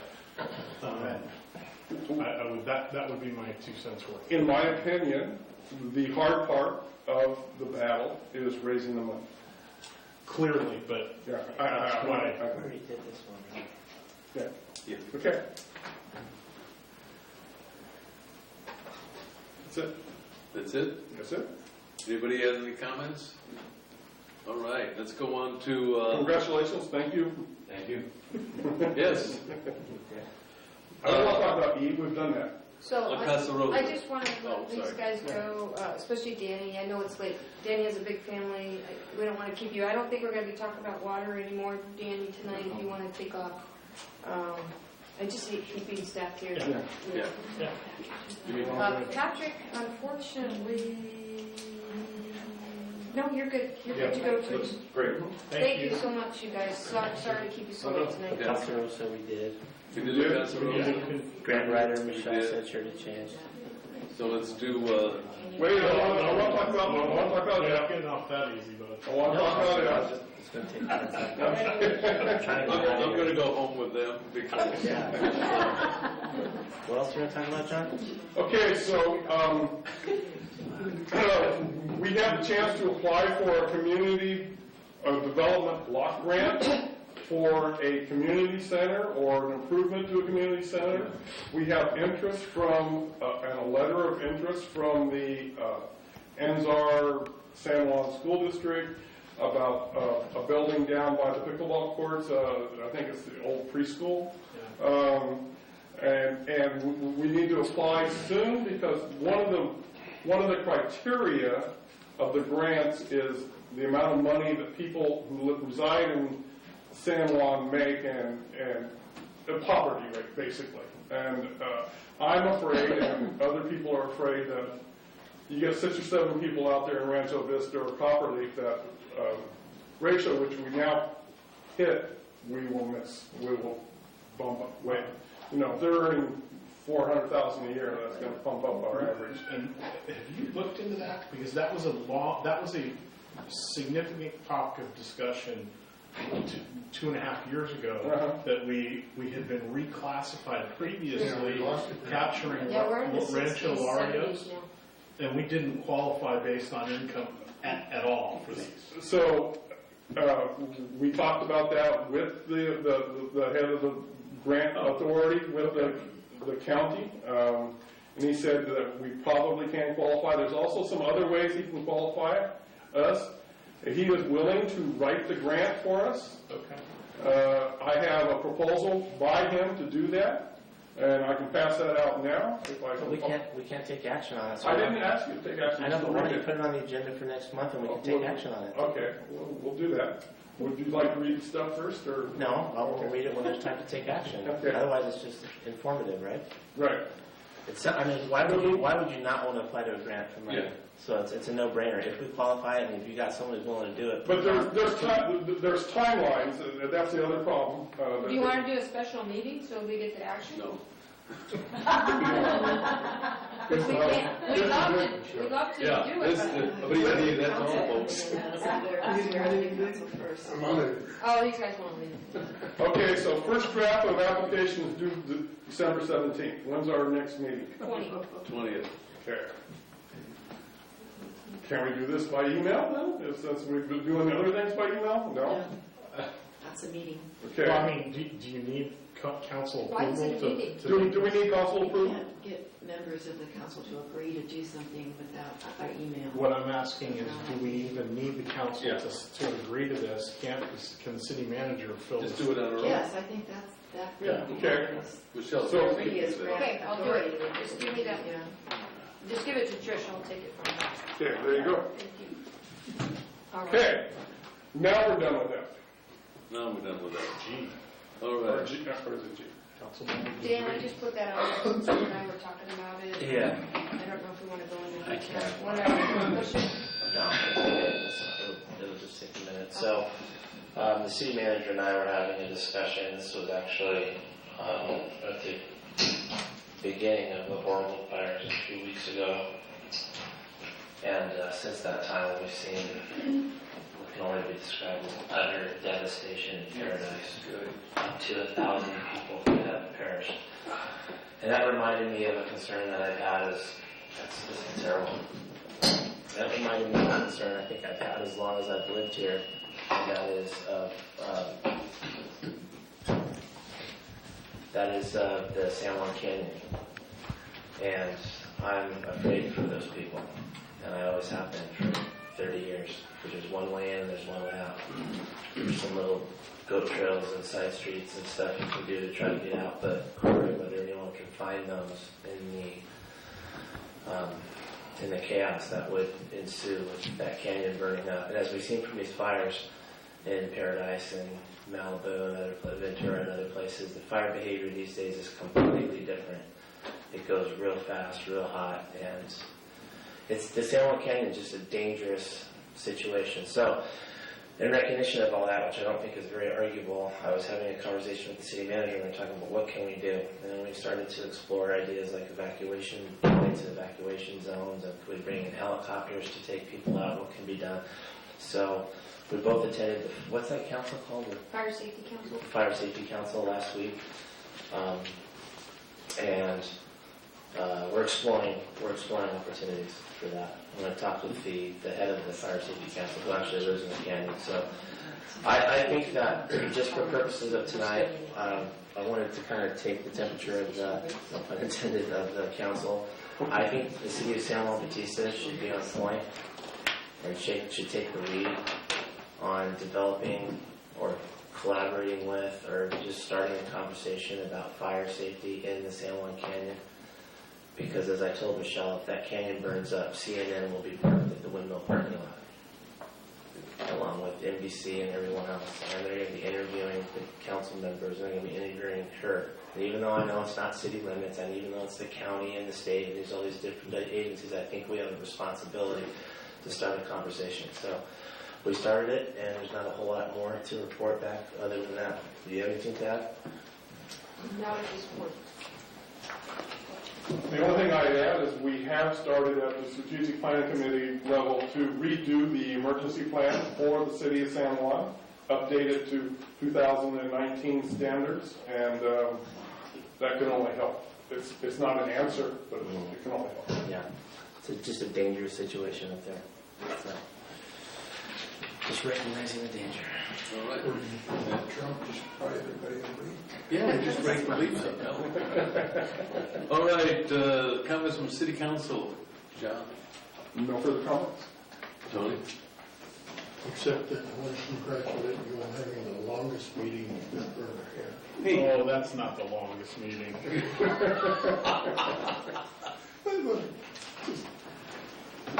Dan? Chris? Nothing to add. Thank I you. just want to say it's been real to do this for 4 years, and we thank you. City Manager? I don't have anything else. Thank you guys. Just as a party note, it's been a real pleasure.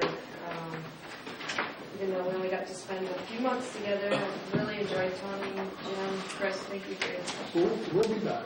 Yeah, we're here next month. We're coming, next month, you're going to have our flats and our severance check. Yeah. That's where we get the money? We have a pension. Facebook said we get money. I don't know. I read on Facebook that I'm getting paid. Yeah. I haven't got the check. We're cashing checks. We'll do it here in just a while. Okay, do we have a second? Yeah. Second. All right. All in favor, we adjourn. Aye.